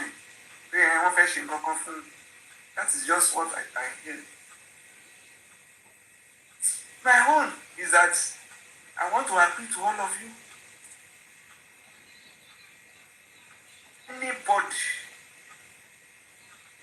that you have praised me yesterday, where you have praised any lawyer yesterday, where you have praised any son yesterday, that son is not going to deliver justice.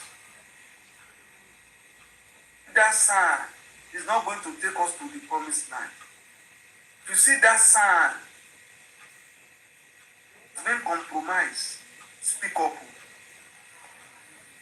Ìgbà tá a máa sọ pọ́rọ̀ míì fún àgbàkọ́ lélẹ̀ yìí o. Not the time for any man to swallow his voice. Just stand and be counted. Má dàbí pé ti kọ́ńfì yẹn ti pọ̀. Ó tún ti jáde ó ti ń bú bàbá. Ó ti jáde ó ti ń bú. Wọ́n ní sọ pé èèyàn kan ló wọ́n á lé jí mọ́ ni. Ṣebí tó nígbà tí bàbá sọ wípé òun sì wà pẹ́ sọ wá yẹ kán, people begin to rationalize. I have no problem with Aloba.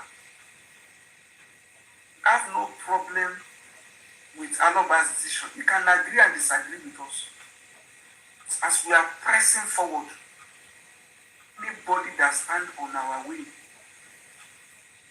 you are dancing, I'm a clear in. To bá fẹ́ ṣiṣẹ́ kó ṣiṣẹ́. Whether shape in or you shape out. Let everyone be counted. We cannot escape danger by ignoring our existence.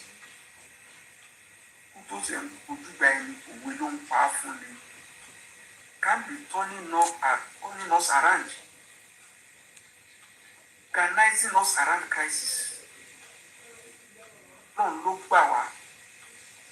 Ọwọ́ àwọn ajẹnidìmọ̀dàrú wọn láwọn wà justice for Mohbad tájọ́ ń jẹ tájọ́ ń jẹ nínú àwo kan náà lánàá tí wọ́n plan náà ló máa jọ wá ìlànà wa aláwo professional that we no longer know whether it's moving forward or backward. Don't even know. His position is not even. No, even, you see, anytime Baba comes out to speak, on even the son, Baba himself is confused. That young be documented, plenty of what you want stamp with. And I want to go, I want to stamp copy. Can never be the first one to stamp, can never be achieved. Go after Baba Soro. That one sorrow with the ones in order, variation order.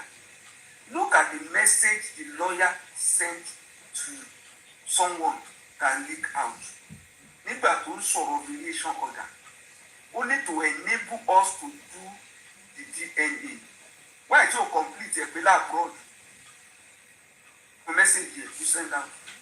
He said to enable us to do the DNA variation order. To enable us to do the DNA.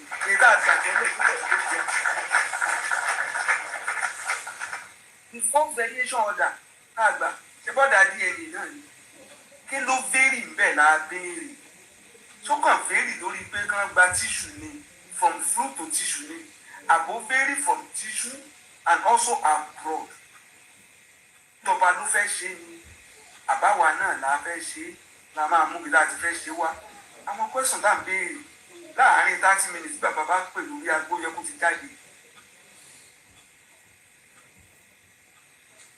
yẹ kó ti jáde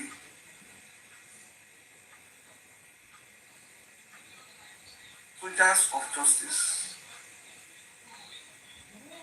má rò báwọn tó ń jáde and wọ́n kàn wá pariwo for this are happy to drag anybody and they are talking out of pains. Báwo làwọn kan ṣe ń fi mẹ́ta aláàgbélé ọlé ẹjọ́ ó wá mú CTC dání àwa mú tí mo tiẹ̀ stamp tí mo tiẹ̀ sign àwa gbé dání àwa tá a gbé yàn lọ́lé ẹjọ́ wọ́n fẹ́ mọ disgrace wà ní olèyàn ṣe ní react olèyàn ṣe ní react if we are boasting to have a mediation order sọ́dọ̀ omi ló yẹ ká ti máa kà á.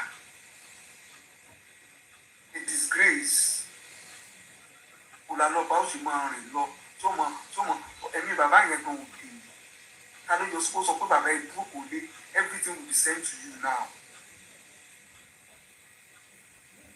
Cannot doubt the competence of any son or any lawyer. If anyone is not son, he's just a lawyer. Ní interest ènìyàn ṣòro láti máa send email sí sáànù wa wípé wọ́n ń bù.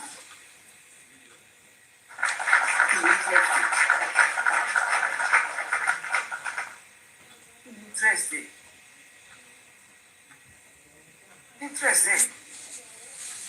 ìyẹn ṣòro tó láwọn kan tó sì tó ń bá ṣiṣẹ́ yìí wípé àláàrin wọn gbọdọ̀ dàrú ẹ kọjú sí ibi tẹ́ ẹ ti ń bọ̀ ẹ máa bá wọn jà lọ ẹ kọjú lọ́ọ̀yà wọn síra wọn ẹ tó tún kù tẹ́ ẹ ṣe é sí nìyẹn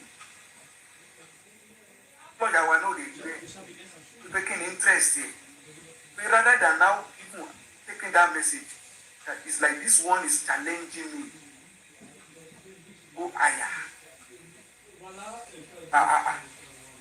Professional colleague olùwà ń sọ pé wọ́n ń bú mi nìkan ó jẹ́ bí media or social media sábà fún sàánú wa ni òfin rìpọ́tù fún shame fellow comrades an abuse I've been saying it we are facing today. The home we are trying to build today. The disruption is not small. An abyss of ultra disruption. Be professional. Be non-professional. As educated as illiterate. We want to don't destroy Nigeria. That is why I said the disruption is massive. The wound is deep. Once again, speak into the bones of men and memories of women. I appeal to you. Stand on dignity. This is battle between friends. Dignity. God help us all. Thank you.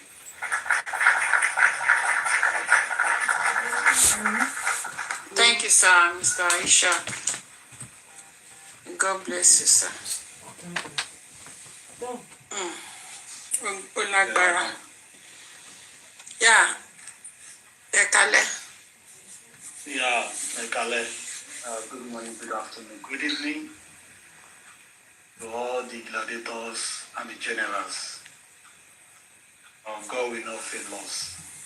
And thank you all for all you do for justice. I greet everybody both on the panel session and on the comment section. Everything you have done in justice for Mohbad, God will reward us accordingly in the mighty name of Jesus. Amen.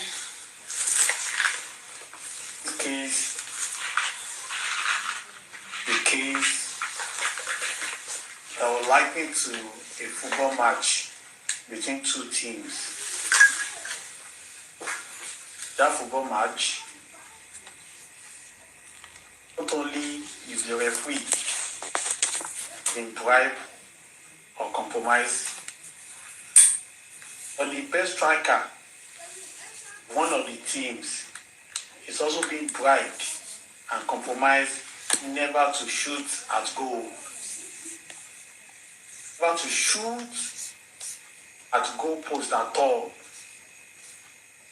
That is the case of J4M with Sanshitu involvement. It's quite pathetic that they have taken the loyalty and concerns for a ride for too long. They have rode. They are still riding. And our unwavering support to get justice. And taking our commitment, foolishness, for so long. The spirit of Mohbad is a very strong one. The spirit of Mohbad will always find a way to expose the evildoers in the cause of justice. Sanshitu bring to justice like a father that was bereaved. The fellow father's son was murdered in cold blood. Came with all vigor, with all seriousness. Came like someone that really wanted to make a difference. Someone that really wanted to fight against the oppressor. Someone that wants to defend the defenseless. Someone that wants to add his voice to other voices that are echoing the voiceless being. The same game that Odumosu played, the same game Sanshitu played in Justice for Mohbad. I don't know, maybe it has now become an order that deceit is now the emblem and motto of legal profession in Nigeria. I find it so difficult to believe that even a son with 39 years of experience can take us to this journey of no positive impact ever since he took over the ship of justice for Mohbad in the legal way. Sanshitu as a striker has been bribed.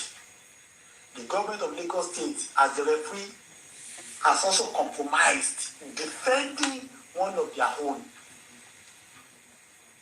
The other players are only trying, the like of us are only struggling, having depended on our best striker, Sanshitu, to score the opponent. But all we have gotten so far is nothing.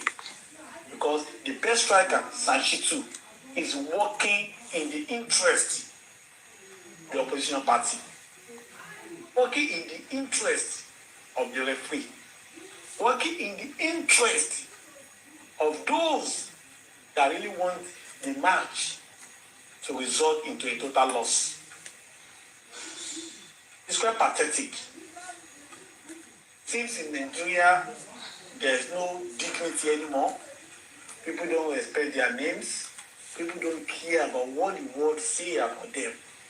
What they care about is money in their dictionary, money asserts all things.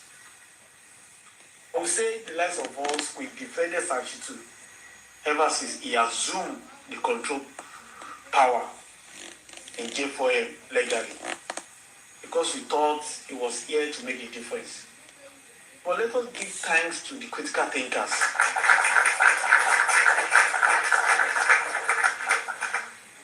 Let us give thanks to the critical thinkers. Let us give thanks to the spirit of Mohbad that brought out the evil minds of Sanshitu and revealed it to the whole world in a way that could not be superimposed by any kind of camouflage. We need to thank God. We need to thank the critical thinkers. We need to thank the spirit of Mohbad. If not because of this recent expose about the documents and producer Valoba refused to sign We wouldn't have known that Sanshitu has destroyed J4L to a coma. Not because of this recent happening. In fact, many of us, somebody like me, wouldn't have been able to come out to speak against Sanshitu. Because I would have thought that, well, you see, yeah, it has been the government, it has been the government, it has been the government. Not knowing that not only the government not wanting justice, but the people that killed Mohbad have also infiltrated our players. Not only ordinary players, but the best striker in our team that could have given the opposition a problem. Talking about Sanshitu. Sanshitu is competent, but Sanshitu is not dedicated towards getting Mohbad justice because all known figures and interests. The difference between doing something, there's a difference between saying to be doing something and actually doing something. Sanshitu is not saying to be doing anything, and Sanshitu is not doing anything.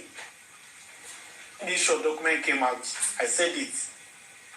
I said, Baba Mohbad, Sanshitu will send you to jail, and Sanshitu will tell you bye-bye.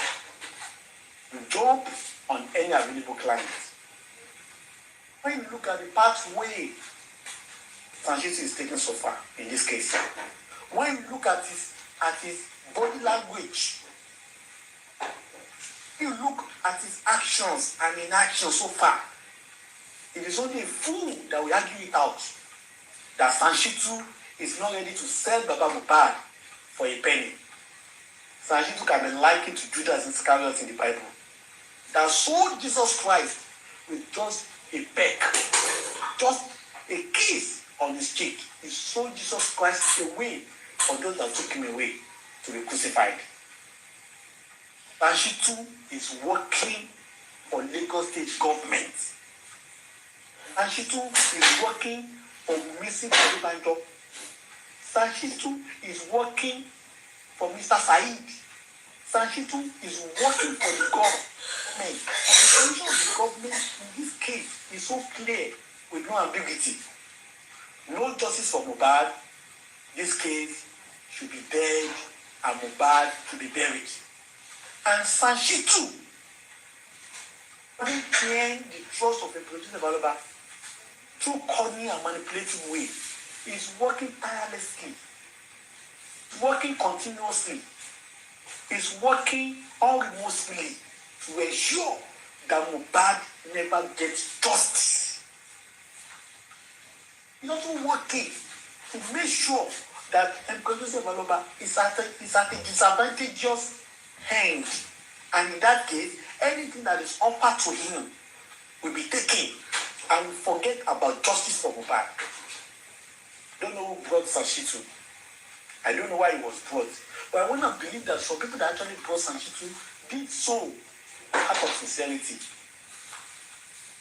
In the process, Sanshitu became another person entirely, and Sanshitu now started pursuing his own mission, having been contacted by those that killed Mohbad.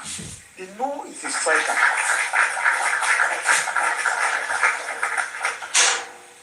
They know he's a striker. They know they have the referee. When they tackle the striker and drive the striker, every effort of other collective team members will be into futility, because as he stands, he's the only one that can score a goal into the enemy's camp, and he's now being bribed. So how can your team win the match?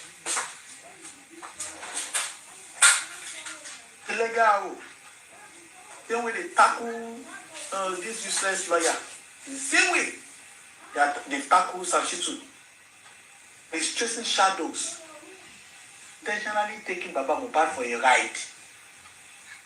The end is trust, ready to discharge and dispose Baba Mohbad at every given opportunity, and is not ready to stand for him to defend his interest regarding justice for Mohbad.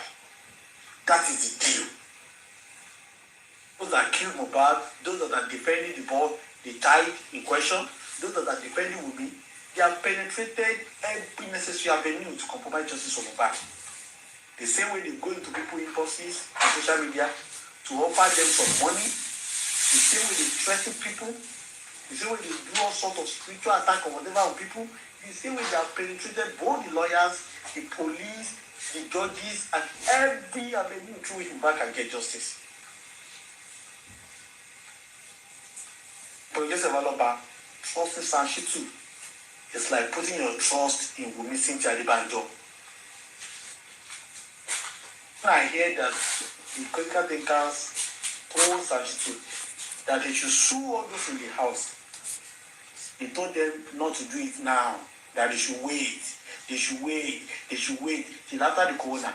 And 2 months after the corona inquest pronunciation, Sanshitu never deemed fit to take action to sue those people. That was when I started having reservation for this man. That how could it be? How could it be? Why would you say they should not sue those in the house? And they should wait till after corona final pronunciation. And 2 months after that, he didn't fit not to tell them that it is high time we sue them. Who are you really protecting? Do you know why these useless men are being found in a very technical and sensitive professions in our dear country? They wanted to get a pathology, they went to get one they wanted to contact one in another part of the country. He refused to take up the job. I'm looking for police investigators, private investigators. He contacted one in another part of the country. He refused to take the job. The lawyers have been got General Vengeance. General, how are we even sure that those people refused? How are we sure? Is it this Enioshoro that was telling us, or this Muyiwa that is a pathological liar? That's what we were told. You are not even sure. Yes, how are we sure? Because this set of people are liars from the pit of hell. Liar in our country. To be sincere, it is Sanshitu that will take Baba Mohbad to jail if Baba Mohbad does not do the needful with this guy, with this man. Plans to take him to jail. He plans to leave him in a very handicapped position where he will not be able to stand his ground to fight for justice. He wants to leave him short-changed, where he will be at the mercy of Wummi Adébánjọ and the government. The same people that killed his son. You know, there's a way lawyer will knock off his clients. There's a way lawyer will work on the psychic of his client, that even the client that knows that he has the right to pursue a case, the client that has that mind that he is very certain is going to win this case, the lawyer will work on his psychic and make him realize that, oh boy, you cannot win this case. So, oh boy, with the way this case they go, if he give you 50 years imprisonment too. But make I tell you, this is how we could do it. So at least he could bid for guilty. Say you did guilty. So that they could know how they could do it. Don't worry, I will talk to them. So they don't give you anything. They will just tell you where they go. That is the same psychology Sanshitu is using for Baba Mohbad. Sanshitu is now working on Baba Mohbad, telling him that what you are talking about is not right. What you are talking about is not right. What you have done is not right. You cannot do like that. You cannot do like that. In fact, if you are not careful, they can even put you in prison. Telling him this is what we do. Calm down. Don't talk. Don't check. Don't. He's working on that man to destroy his moral, to destroy his spirit to fight on. He's caging him, putting him in handcuffs, trying all he could to discourage him and slow down his pace concerning getting justice for his son. Sanshitu is turning Emperor Developer gradually into liability. He's turning, the same way they turn Mohbad Adura to liability. Sanshitu is working on turning Emperor Joseph Aloba. That's supposed to be a driving force in getting Mohbad justice. Is turning him into a liability as a gradual process. That's what he's doing. He's working on him seriously. working on him, presenting himself as the only man alive that can save him from going to prison. Listen to him very well. He's not talking to him like I'm the only man that can get your son justice. Sashitu is making Baba Mohbad to forget about getting justice for Mohbad. Sashitu is now presenting himself to Baba Mohbad as the only man that can save him from going to prison, not to forgetting justice for Mohbad. Sashitu is defeating the justice for Mohbad. I don't want to say I defeated it. He's defeating justice for Mohbad in the mind of Baba Mohbad. Sashitu is now on a different course, trying to tell Baba Mohbad that I am the only one that can save you from going to prison. If you leave me, then it means you are going to prison with that. That is true. That is the state that Sashitu is with Baba Mohbad now. And that's what Baba Mohbad said, my lawyer. Lawyer mi dey gbìyànjú gan. Lawyer mi forí dólẹ̀. Lawyer mi fò sókè. Ọ̀pọ̀lọpọ̀ lawyer. What is the level? Ìfi ọ̀rọ̀ ó ti kó bọ́ Baba Mohbad. Ó di ẹgbẹ́ Baba Mohbad gbọ́ pé I am the best of the best. I'm the only one